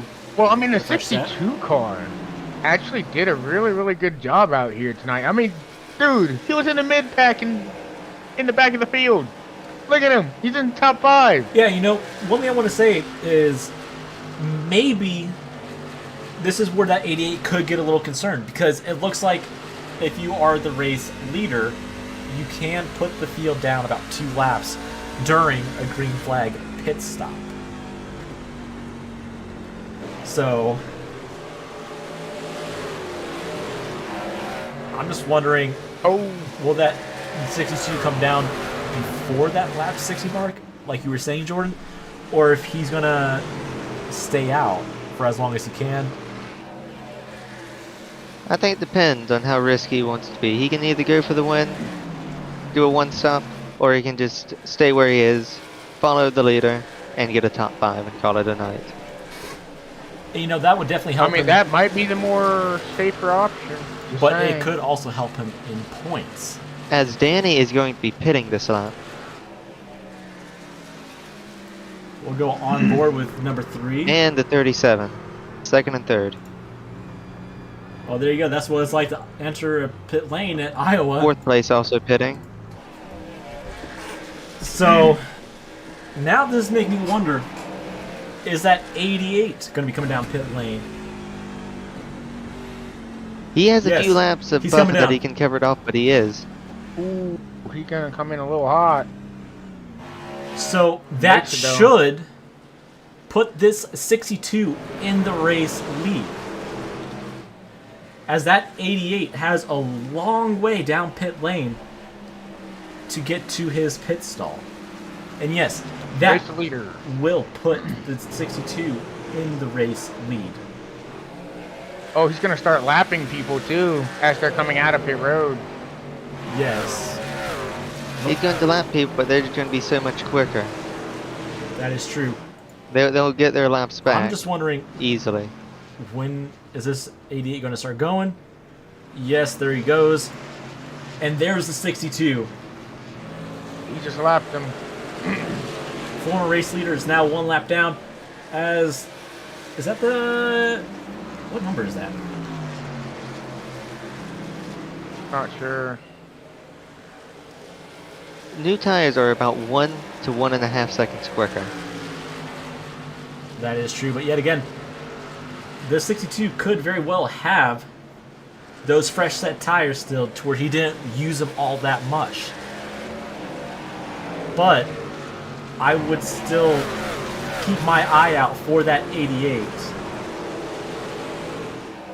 Because there's the 88 right there in turn 4. No, literally passing everybody. If I was that 62 car, I'd probably pit as soon as the 88 shows up right behind him, just to be safe. But you won't be. Well, he's already lost the lead. He's already lost. He's falling back to about net 8th place right now. That is true, but once again, Nick Salesberg as the 99 goes around. No caution. Caution will not come That out. 99 Wow. is going to keep it going. As the 74 goes around. He stayed fit. Caution still will not come out. It was actually a dual spin with the Heads 99 and 34 and 74. It was a triple spin. It was a triple spin? Hey, Russell. There were 3 cars spun all at once, but they were stayed off the track and kept it straight. Hey, Russell, roll the replay of that. I kind of want to see that. After the battle, of course. After the battle, of course. You got a And little there battle goes happening. the 88 right by that 62. We're going to go back here and look at the 99. See what exactly happened here. It looks like... But you'll see up in front of him a car spinning, and then behind him will be another car spinning. I think. There's Yeah, a car in there the goes grass the- up there. And then this one shot will show a car behind also spinning. That would have been the 74. Oh, so they all basically did the same thing. That's new tires for you, for sure. Yeah, that 60... Makes a whole lot of a difference. Ah, God, that 62. He's staying out there, Jordan. Do you think he's going to 160? That's the target lap. If he wants to have a shot at winning this race, he needs to make it. You better stay out as long as he can. And, you know, we'll go to the 88, because there's the 88 in turn 2, so he's not that far ahead of the 62. So... The 62 is only about a second slower than the 88. So he could... Meaning that by the time we get to lap 160, the 88 will be about 5 seconds, 5 to 7 seconds behind the 62. Hope this strategy works out for the 62 car. He's hoping for it, I'm sure. But that 62 also has company on the inside with the 28 and 041 and 37. Hard for him to let him by. Yeah, you know, I do believe that 028 is a few laps down. Yes, he is 4 laps down. But, once again, Jordan, you've raced with that 028 before. But it looks like that 028 may be a little bit slower on this track compared to some other tracks. Compared to last week, I do believe he finished like 2 laps down or something like that.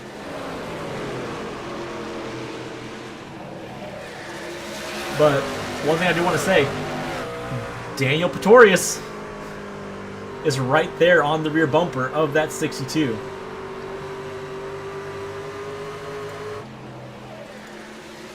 The 62 is going to have to make another pit stop as he's pitting this time by.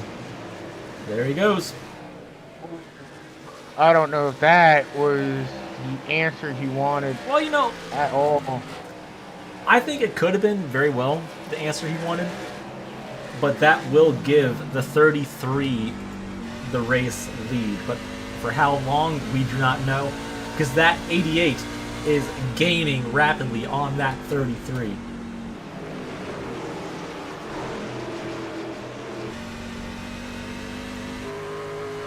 You can see the 88 in turn 2.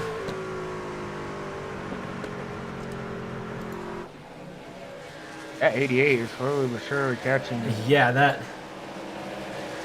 There's the 88 right there. He's hawking him down. There's the gap. About 2 seconds. Rapidly closing to 1.5. Good Lord, Justin. He's determined. I mean, who can't blame him? No, he's just a man on a mission after last week. It's like he wants his revenge back. He wants to win the race. I don't think he He's wants. trying his best right now. I don't think he wants revenge. I think he's more so wanting to get the points that he couldn't have last week. So, well, oh, 33 is going around on the front stretch. No caution comes out. Not yet. He keeps it going. As there's the caution. Dang. And a bit unfortunate that there's a caution, but it's really fortunate for the person who caused it, the 33. He is trapped. The only 11 cars are on the lead lap, so he pits. The lowest he can be is 11th place. I'm just wondering. Dang, what are you at? Oh, he just got loose. And he overcorrects it. Oh, yeah. Yeah, he ended up going too slow, bringing out the 6th caution of the night. He tried getting it back and going so the caution wouldn't come back out, but... Oh, no, yeah, that's for sure. But it's just one of those things. Sometimes it just happens. It just happens. That's just racing. But I don't think that's what this 88 wanted to see, which I think we'll see him come down pit lane once again. So, Jordan, if you were this 88, would you take tires or would you just take fuel only? I think you have to take tires. You have to take tires. What this does do, it's the awkward point. I don't think, unless they get help with caution, they cannot make it. They still have to make another green flag pit stop. Meaning that if they pit on the green and we get a late race caution, they're out of luck. They don't have any tire sets remaining. Now, my question The only is... person who would is the 33. Ooh. So that's going to allow a good majority of these cars that were one lap down to get their lap back. As when we go to 2 to green, they should be The able... 37 did not take tires. Okay. And looks like everyone else did. That will shake But it it's the up. awkward point. He's saving a set in case there is a caution with like 5-10 laps to go in the race. That is probably the smartest decision he's ever made, I'm sure. What his strategy is, everyone else, 88, 3, they're probably going to try to split this halfway. Maybe around lap 190 when they're going to make a pit stop. 190, 195. He's going to go early. He's probably thinking a pit stop lap 175, 180. So he's going to get the undercut on everyone. So if the tires are not that bad, and he can get such a big undercut, it could work. What would you guys think about maybe pulling him in here for a quick second to see what the strategy is? I mean, we could. If you want to. I mean, it's up to you. Hey, Kyle, got a copy? What's up, buddy? So, apparently you took no tires. Got a reason? No tires. Got a reason for that? We got a little scheme going on. Don't want nobody to find out. You know what I mean? Wait for the end of it. Kyle, quick question. By waiting till the end of it, are you meaning you're hoping there's a caution with 10 laps to go, and since everyone has to make a green flag pit stop, everyone else wouldn't have a set with 10 laps to go if there is one? Why are you gonna air my dirty laundry out?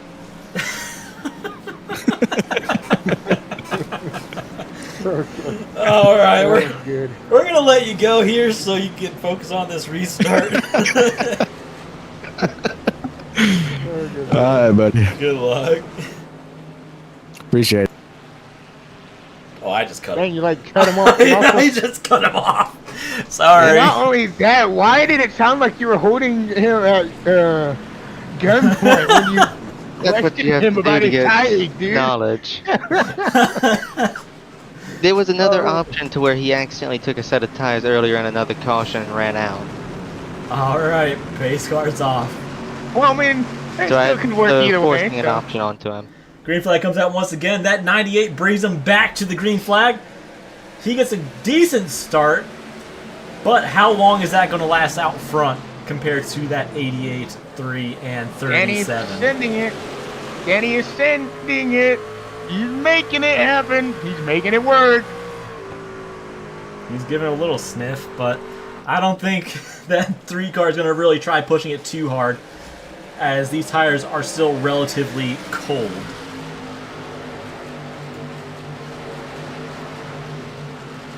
We got a little bit. Oh, the 88 kind of needed to stay up that lane because he didn't want to accidentally clear himself there. Well, no, yeah, for Not sure. going to let him get any good runs. Jordan, What? did you hear what I heard on the 88? No? Listen to him going into the turns.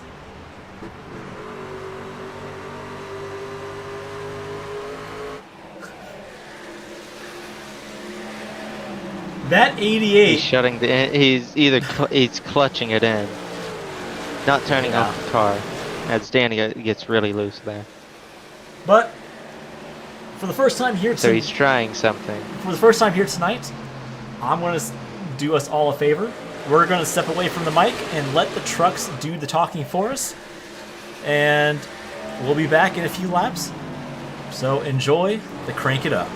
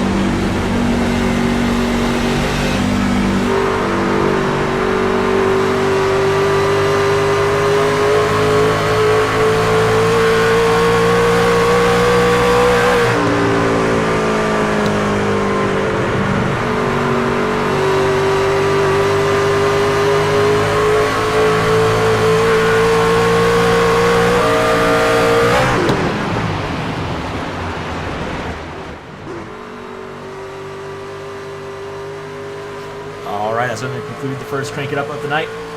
As we did have a little bit of a spin between which cars, Jordan? It was just the 48. Well, that's not what the 48 wants to see in his rearview mirror. Here comes the race leader. And the 67 is currently spun on the front stretch. He will get it back going. That is an odd paint scheme. I ain't gonna lie. That it is. But one thing I do want to mention here, that 37 looks to be closing the gap on that race leader of the 98. You know, surprisingly, that 37 car is actually hasn't got passed by the 88 yet, which is actually interesting in of itself, honestly. Well, once again, that 88 is also fuel saving going into the corner. Because as we see, the RPMs dip to about 1100. That's him pushing the clutch in and letting it coast. Which now, Jordan, that's a pretty good strategy to have, especially if you're trying to save fuel to make it to the end. Yeah, but will it be enough? And that's the answer that I'm struggling with. I don't think it will be enough. Well, we do. I still think he has to make a pit stop. We have about 64 laps to go. But yet again, maybe this 88 has another set of tires, or 2 sets of tires. That's not possible. He's took 3 sets already. He only Oh, has 1 left. Danny almost goes around. Oh, that 67 almost got into a wreck. is the quick way to put it. If it was me in that 67, I'd just let him go by. Do not fight. Do not put up a battle. Just let him by. I'm already like 18 laps down, but you know, still plenty of race left with about 61 laps to go at the line. Now, Jordan, with this 98 out front, how do you think that's going to play out in the long run for this 98 machine? Well, he didn't pit under the last caution. I think he's going to do something very similar to what the 37 is, pit earlier. Like I said, maybe around the lap 180 mark, I think they're going to pit. And I think compared to other people like Danny, who's I don't think is fuel saving, who's going to pit around lap 190, I think they're aiming for an undercut here. As the 37 really loose off the exit. Yeah, But I think it's in their best interest to maybe get an undercut, considering how short this last part of the last stint of this race will be. Yeah, especially that. But on top of that, right now we're in the midst of a decent run right now, so we'll definitely see green flag pit stops happen once again. But Jordan, if it was you out here and you had, let's say, one set of tires left and you wanted to pit at 195 or 200, would you take that last set, or would you save it in case of a late race caution was to come out? You have to take it at that point, otherwise you throw your entire chance of winning away in hopes of gambling for a caution.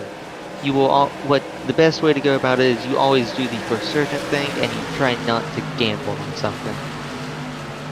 Well, that is very fair, but we're going back up front here. That 98 has company with that 88, which I think, if I am correct, so the 88 has 12 lap fresher tires compared to the 98. Now, Jordan, would that make a huge difference here at a track like this, or would that kind of slowly impact the 98 over time, since most of these guys have taken those fresh tires? I think I would have said it would make a big difference, but it's clearly not, considering it's taken the 88 this many laps to catch up to him and pass him. Even though the 88 is clutching and entering to the corners, the older tires are holding up a lot better than I expected, and definitely it is a pretty valid strategy call by the 98 and 37 to not take tires under the last caution in hopes of saving a set for the end. Well, you know, one thing I want to say, that 98 did fight back a little bit on the outside lane, but it was unfortunately not enough to keep that race lead. So now I'm wondering how long till that 37 catches this 98, or if that 37 will catch the 98 at all. I think they're going to pit before 37 catches the 98. I think the best strategy for them, pit before everybody else. They're on older tires, so they should have been pushing it a lot harder and just using up all the tire life left and then pitting whenever the tires fall off the cliff. As caution comes out once again for The 89 on the front stretch. Oh boy. Oh, nose is bashed in really bad. What happened there? Oh. Squeezed him and then get ran over and boom, hits the wall. I'm just wondering. I think he had help from the 82. Because he squeezed the car, and the car, they were both going up and down, so then he kind of got into him, and then, you know, things happened from there, so. Well, yeah, but on top of that, this 041 also got into the rear of that 89. And because he washed up a little bit, and then that happens. That poor 89 car. And now this is where it gets interesting. The 98 and 37 will almost certainly pit here and take tires, but what will the 88 do? Will he take tires? well, they're all coming down. The 10, however, is staying out. 10 car and Saving a 62 set car. for the end.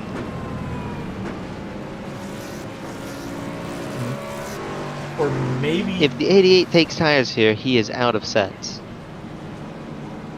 Let's see what he takes. Will he take tires? He does not. He does not take tires. Fuel only. Fuel to ensure that he can make it to the end without Danny's taking saving his anymore. tires. That should put Danny out of sets of tires. 92 should be out of tires. 98 should still have one set left. Same with the 37. Whew. No, wait, did Danny Here take we tires go. on the last restart? I can recheck it, but I'm pretty certain. I'm not sure if he did, but I think he did.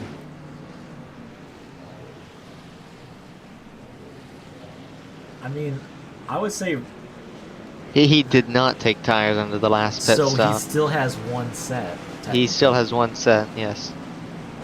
That's going to put the 10 in charge of the race restart when we come back to But he green. also, something very interesting from that one is he looks like he held it in the pit road to make it look like he took tires based off of pit time.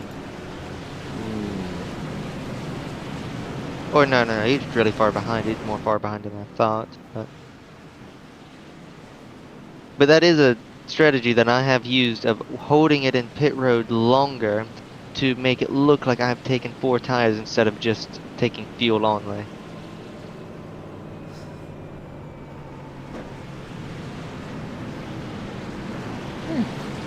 I never really thought of it that way.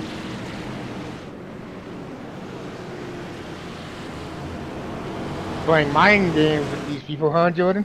That's what you have to do, especially on these restarts. These restarts, you have to play mind game. You have to change it up on these restarts. Make sure they don't know where you're going to go, when you're going to go. Yeah, no problem. Mind games is a huge factor that a lot of people overlook. We got 50 laps to go, so a good majority of these guys should, and this is should, be possibly able to make it all the way to the end, but also might have an extra set of tires in case if that one extra caution does come out. But once again, cold tires, the car will be pretty loose on corner exits. So, Yeah, but some of these people, like 88, are not on new tires. that is true. So they could have a slight advantage of being a bit more confident. 10, 88. The inside line could have be a bit more confident, use that to their advantage to get track position. That is very true. Race cars off as we are back underway here at Iowa. A little bit of a checkup on that inside lane. Looks like Dave's going to have some company making it 3 wide going into turn 1. Almost 3 wide as they now double file back out. As that 91 gets squirrely. Ooh. 91 got a little bit squirrely there. He got a little bit loose there, but saved it. Oh, they're still loose. Ooh, number 20 car into the wall. 88 going for the lead on the 10. He will be clear exiting turn 2. And he'll try to set the pace and set sail and not look back. Yeah, for his second win of the season, I do believe. Let me double check that real quick. He's setting sail. Yes, that will be for his second win of the season if his strategy plays out the way that he wants it to be played out.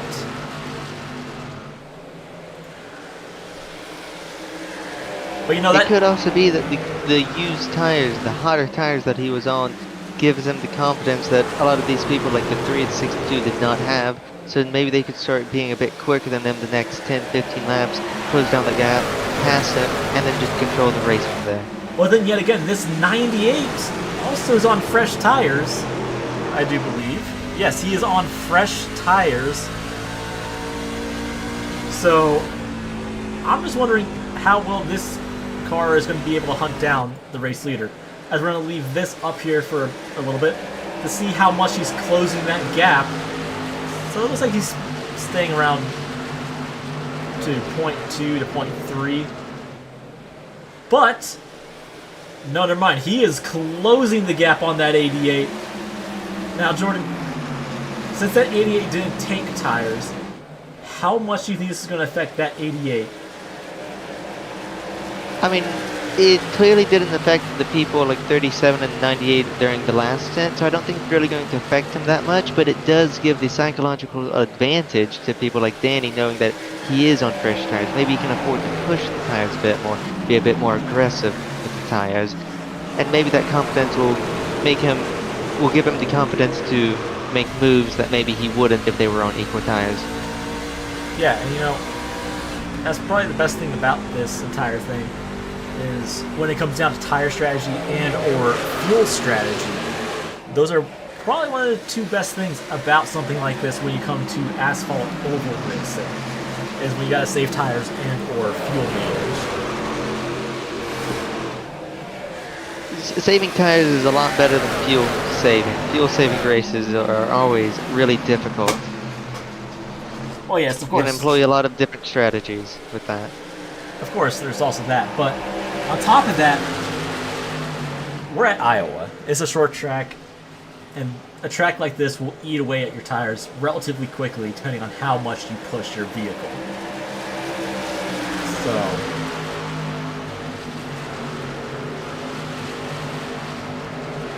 Well, we currently have a 4-car battle for the lead. The 91 looks like he's trying to take the lead away from the 88.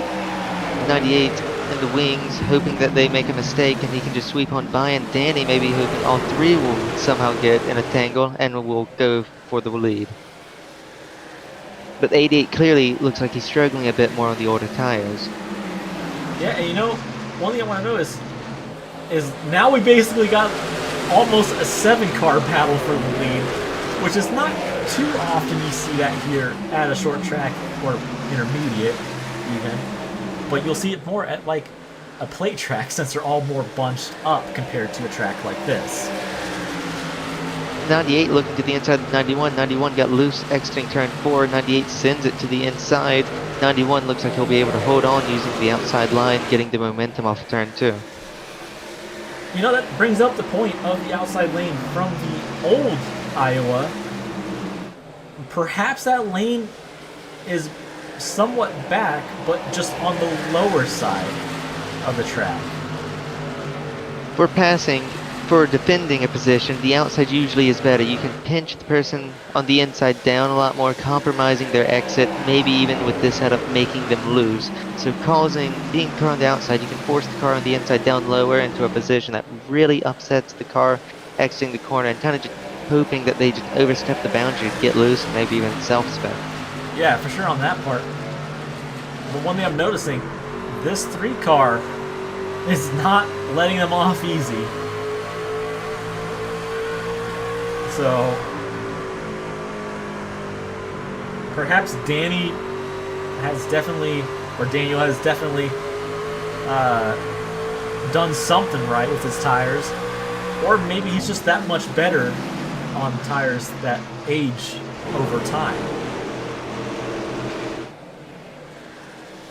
Well, talking about tires that age over time, the 88 is really feeling the effects of it. He's lost the top 6, and now is under threat from DJ, or DG, sorry. DJ. Maybe we should change his name to that. Yeah, you might as well just DJ, change his name No. to DJ at When this point. the amount of We're gonna call times, him that. like he said, a lot of broadcasters have definitely butchered his name to be DJ instead of DG, but you know, I guess it happens. I was thinking of my first name. It starts with a J. Oh, But you know, that 3-car has company from his teammate in the 37. That 37 shoots to the inside. But, you know, one thing I'm going to say about this 26, it looks like the long run is definitely playing out in favor for his strategy. Yeah, I think 37 is being a lot more aggressive, maybe not saving tires as much as Danny is, and Danny just kind of taking it easy, hoping they burn off their tires, and then come to the last 10, 15 laps, he'll be able to easily bypass all of them.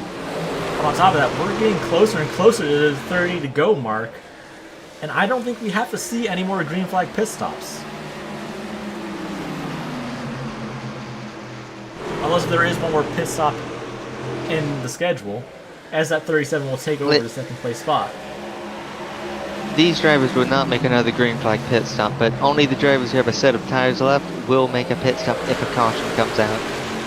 But that's where it could also get interesting, because that's where you consider the 2-tire option. Yeah. And you know, the 2-tire option is a decently risky strategy for the most part, because it can make your truck extremely unstable, or it could just make it unbearably loose. So, And I think outside with the side of it being unbearable loose for the first few laps. yeah. And you know, that's kind of part of... But if you can handle it, I think it would be a okay strategy call to make if you're in like a 7th position or something. Yeah. That is... If you're like for maybe sure. in bottom half of the top 10. But one person I want to go back to here is this 28 of Nick Oh, Salesburg. Kyle Hold dive on. bombing it for the lead. He won't clear the 91. 91 gets the runoff, but it was a big dive bomb move that has put him alongside for the lead. He does it again in turn 3, but will not be clear. Hold on. They're going to make contact, almost contact out of turn 4. That 91 almost got a little loose, but we'll see him do it again going into turn 1. As that 37 is not going to be able to make the pass quite yet because of that 91 on that outside lane. Now, if he was to maybe go on the outside, could that possibly get him around that 91, Jordan? I think you have to set him up. You have to put him in a bad position. You have to get the run off the exit of a corner.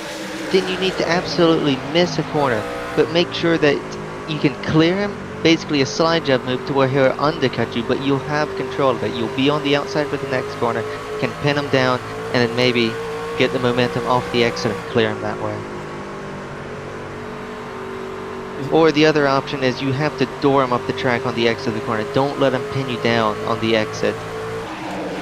Basically, you want to strangle them and not give them any room.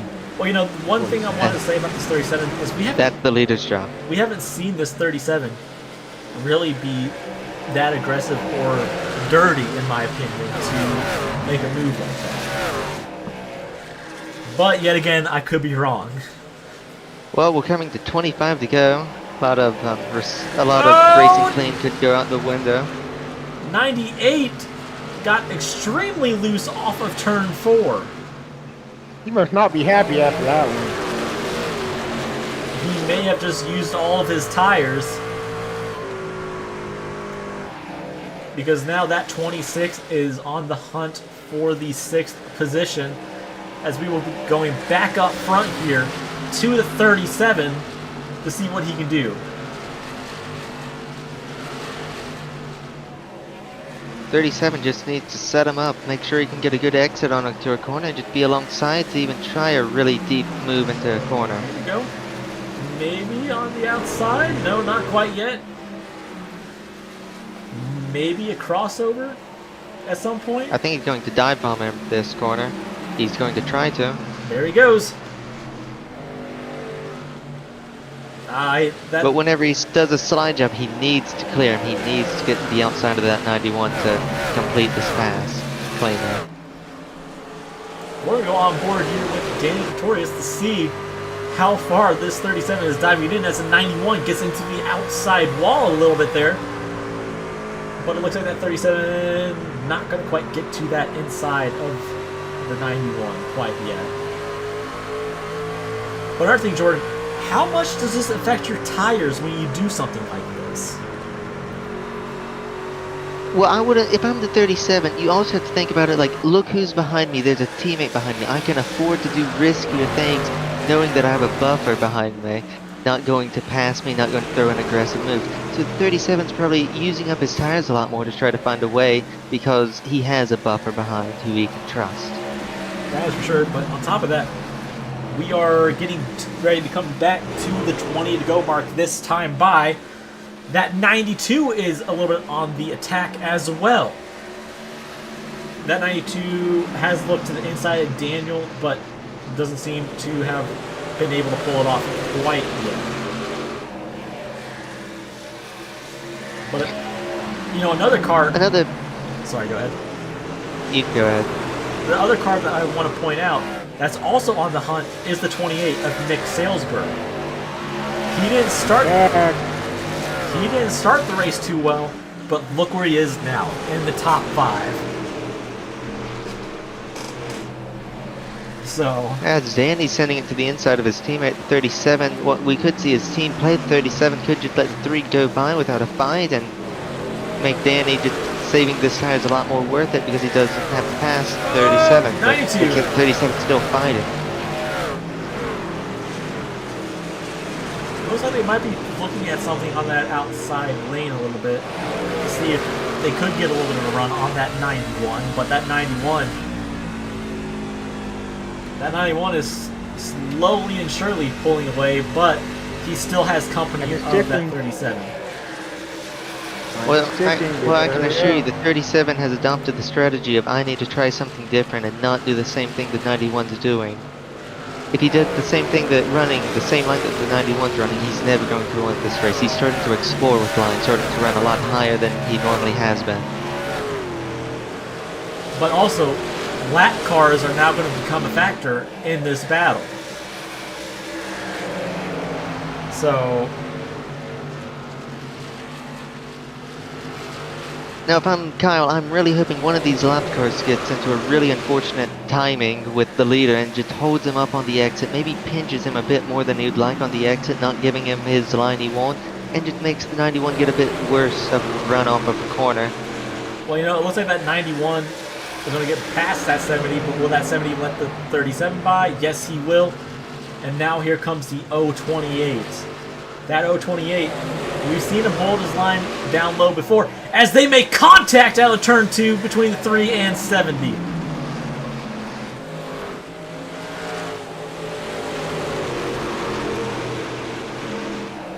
They're running out of time.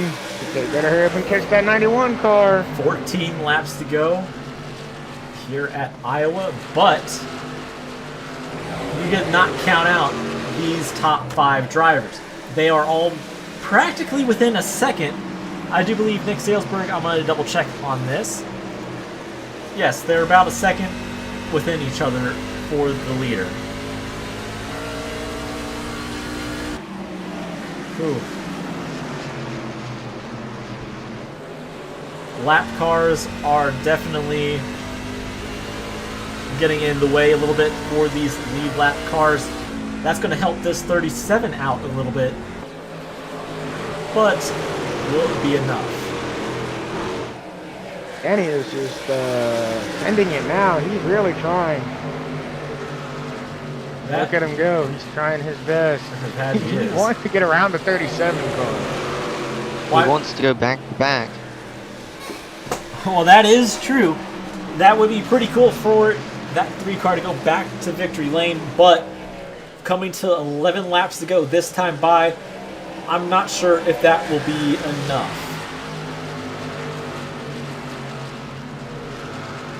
37 cars dive bombing it. Trying to make something happen here.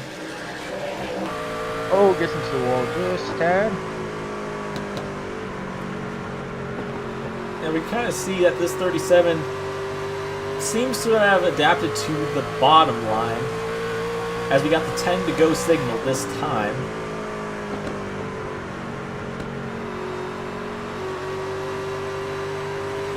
So I wouldn't be surprised if we see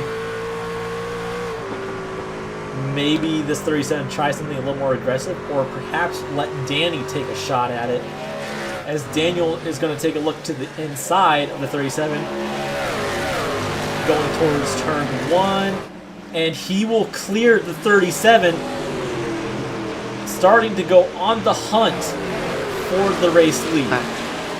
I think that was an organized event. I think the 37, they planned that.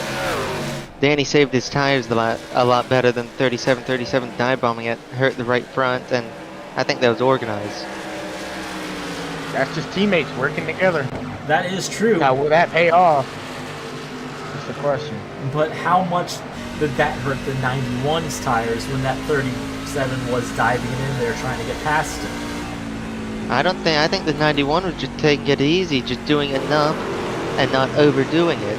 The 37 clearly was the one really pushing the tires, clearly overdoing it. The 91 was just running his pace, just doing enough to keep the 37 behind and making sure he didn't burn up his tires. We're gonna step That back over 91 here. car is making a gap. We're gonna step back here to about the mid-pack where the 88 is. The 88 has been passed by the 29 of DG Swiss. The DG is now in the top 8, currently in 7th. But that 88 looks like he could be fighting back on the inside lane a little bit as DG gets loose off of turn 4 and will lose the 7th position to that 88.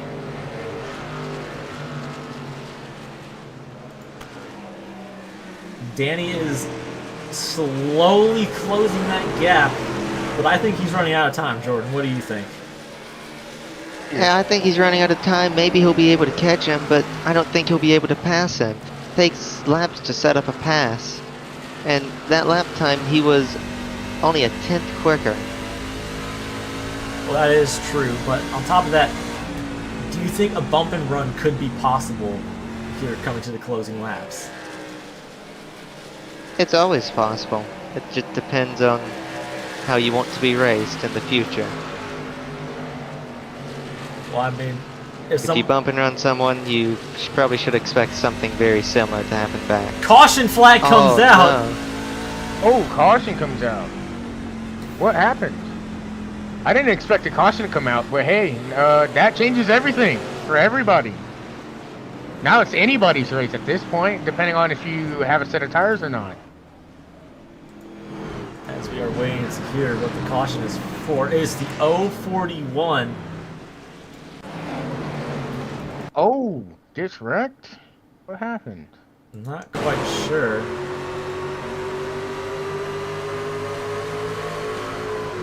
Oh, he gets turned. You might want to watch the Whoa. 90s. See what happened here. We'll go on board with the 90.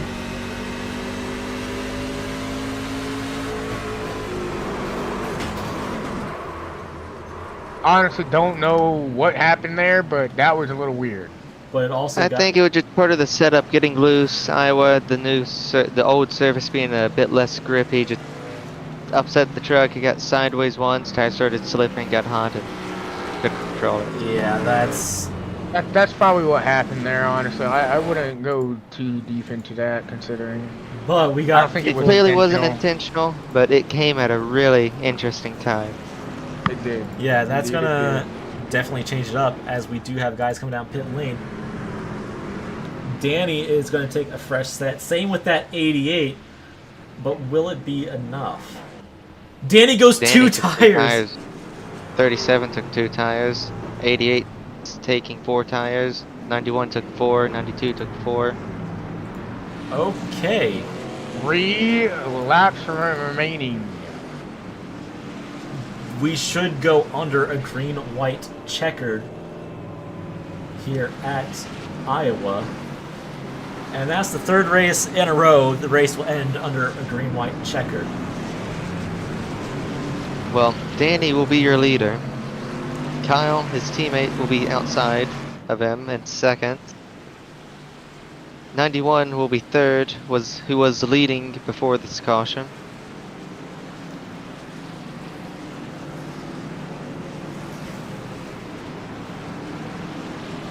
Hold on. Is it confirmed that we went to a green-white checkered? It's confirmed, yes. Okay. I was like, are we going to have a one-lap shootout? Well, they're on lap 230 now, so we'll be coming to 1 to green this time. Bye.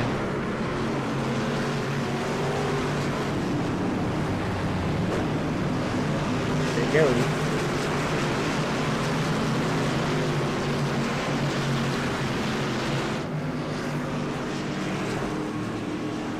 So this will allow all the Wow. guys in front of Danny to get their lap back. So this should be fairly interesting coming down to the final laps here at Iowa for the first green-white checkered attempt of the night. It's only 1 of 3 though. So Danny's gonna need a very great restart if he wants to lead this race and win it. my eyes are going to be on that 91 because I think that 91 could definitely make an aggressive move to dive bomb it into the turn. But once again, how will the 2 tires work out? Will that? Yeah, front row's on 2 tires, second row's on 4. I think we'll see our winner come from the inside. I think it's either going to be the 91 or the 3 car winning this race. Or maybe a wild dog like the 28. There would have to be an outside circumstance like a wreck. Green flag comes out once again. We are underway for hopefully the final time. Daniel got a great jump on that restart, hoping to make it 2 in a row as he goes into turn 1. This might be what he needs. White flag coming out this time by. That 91 is definitely there, coming off of turn 4 as they are wrecking. He's been Caution! Oh my! No caution! No caution comes out. Final lap. This is the final lap of the race. Oh my god! We're going to be focused on the Dude. battle for second and third as Nick Salesberg rockets to the second position. But here comes the 77 looking to the inside of the 88. But the 88 will not have the run off of turn 4. No, he... Oh my god, we got multiple crashes happening on the front stretch. Danny is your winner. Daniel. Well, the winner. Safe to, Yeah, that Iowa. safe to say we're not putting Iowa back on the schedule. You see why I don't like this track, Russell? I just Yes. don't like it. It's unpredictable. I can tell you that much.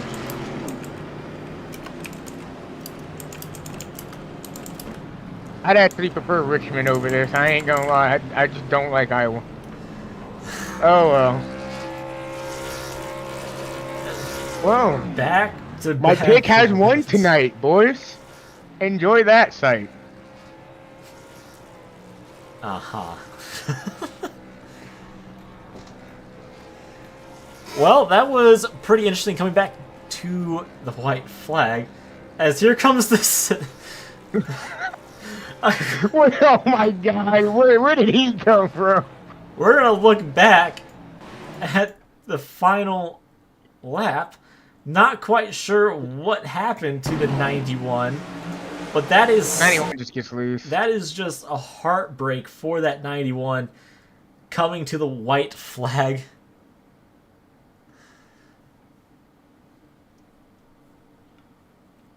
And it was just chaos from there. Got the 37, and then it was just everybody else got piled up. Everyone for themselves. God. Good lord.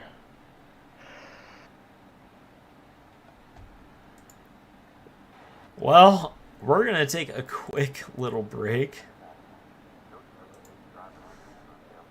And, you know, tonight was pretty fun, and It was indeed. great racing, great green flag runs, and a late race caution once again. But, you know, I'm hoping we break that going into Chicagoland. So, you know, it's just like one of those things we can't help. It's short track racing. So, yeah. We'll be right back with your top 3 interview after a quick ad break.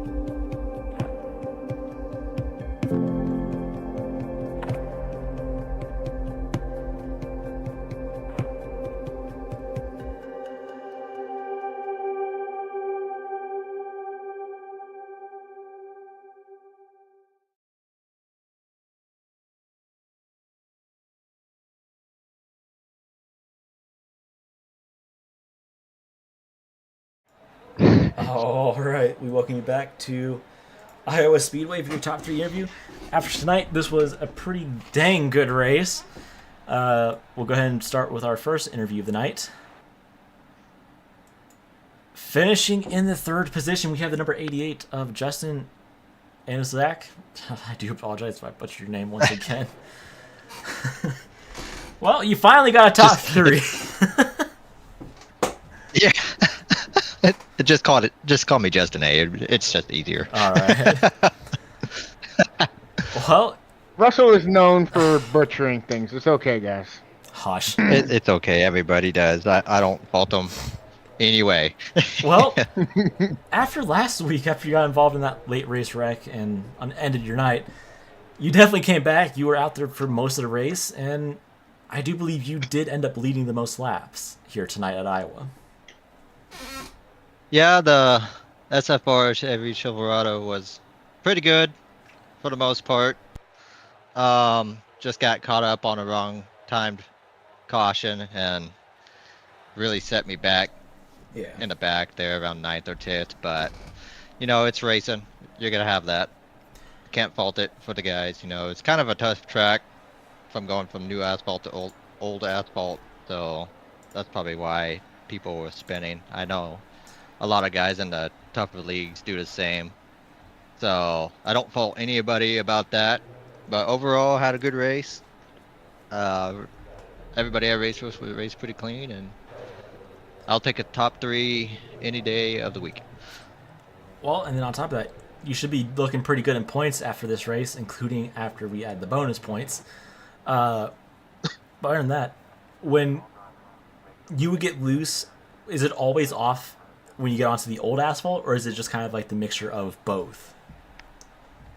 Well, I was just I was like 3/4 throttle. So like when I did go full throttle, that's when I did get loose. But most of the time I was about 3/4 throttle until I got all the way off onto the straightaway. So I didn't really have that problem. But yeah, it's just a little things here and there to learn on the older tracks and the different kinds of asphalts and concretes coming out of the corners on these types of tracks. So going into Chicagoland next week, how would you say that's going to help you guys in SFR, or maybe you in finishing wise? We actually race there in a different league tomorrow, so we'll probably get some good information for the boys, and we'll see how it goes tomorrow, and then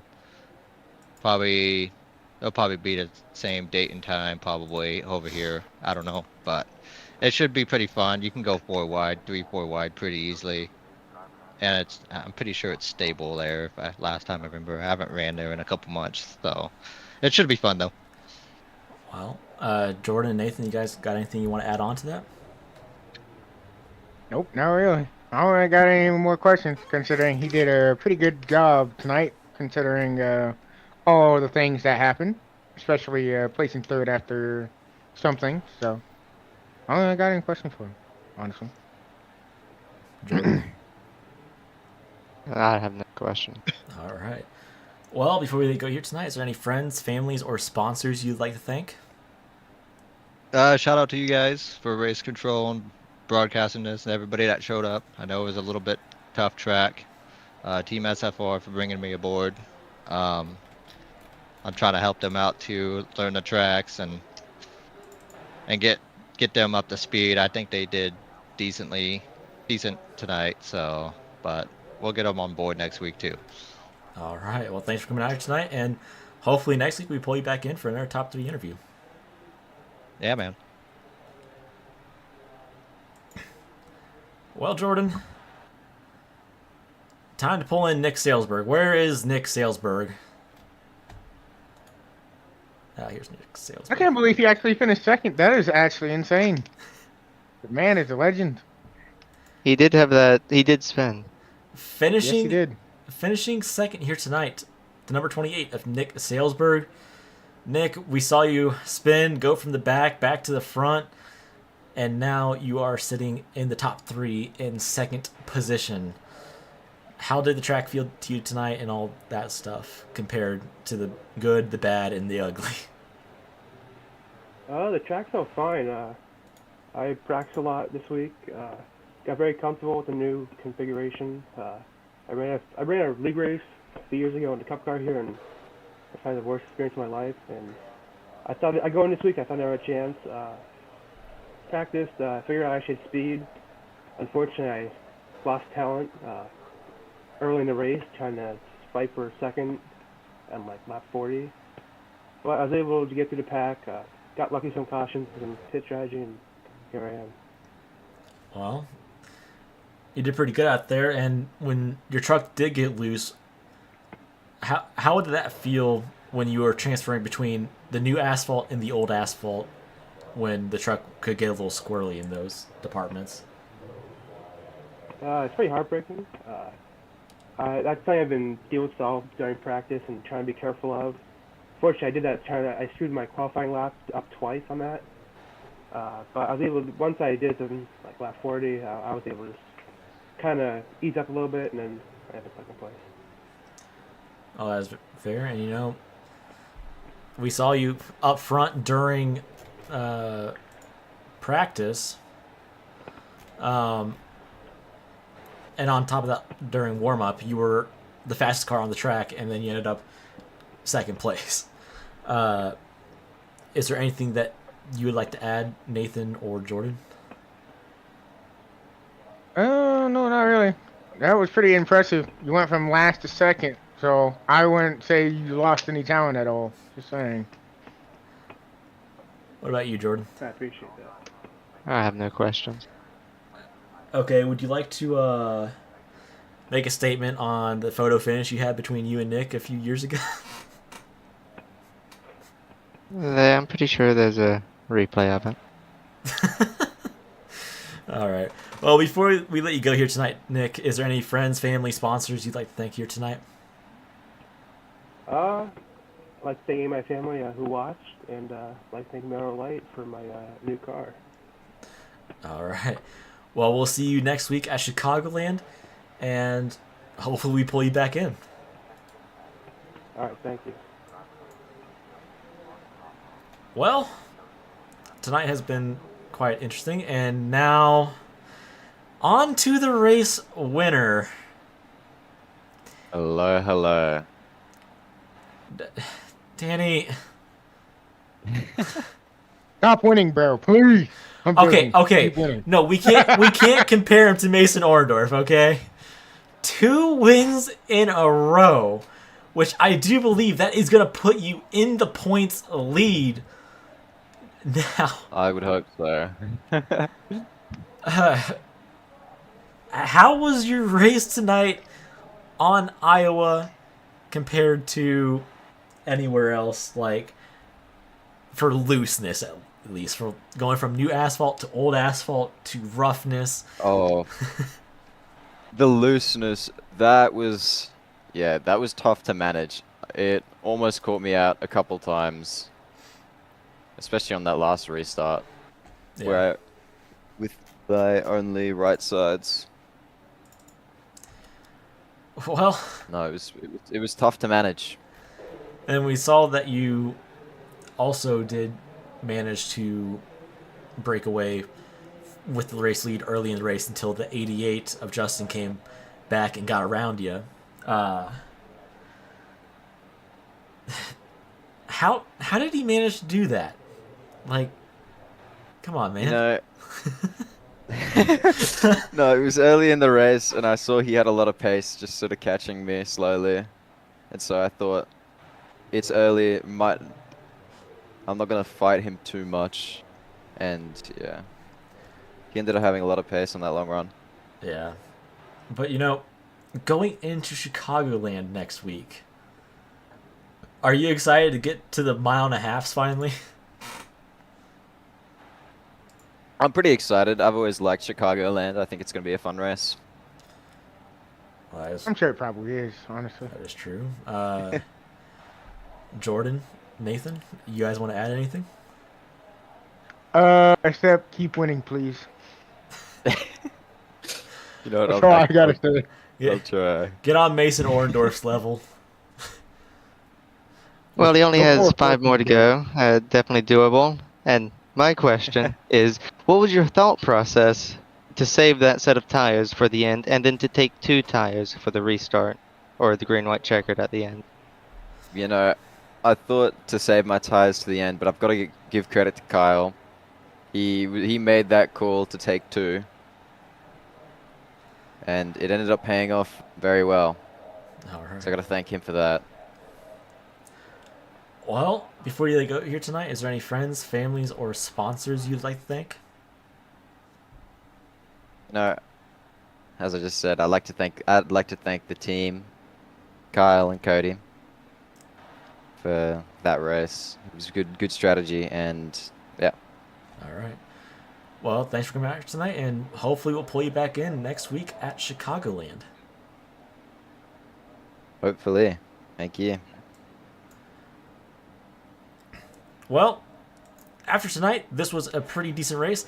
On top of that, with the green flag pit stops that were obviously well-timed, and we did not have a caution coming through.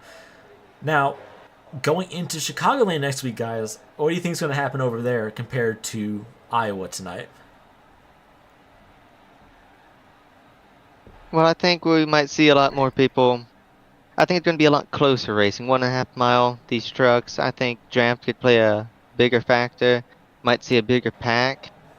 Maybe either at the front or in the midfield. And you might even see some 4 wide there for a long period of time. So Well, there may be less spinning, maybe less cautions, hopefully. But if there is cautions, I think we're going to see a bigger wrecks. Well, that is for sure. On top of that, you'll be packing a lot more speed compared to Iowa. So, well, I want to thank you guys coming out here tonight, joining me in the booth, making it a little bit easier on me and more entertaining, hopefully, for those watching. I'd like to also thanks everybody for watching and all that. And once again, thank you, Jordan and Nathan, for coming out here tonight. And hopefully next week you guys will be back in the booth to make it just as entertaining for that Chicagoland race. But on top of that, as you said, Jordan, could very well be more like pack racing.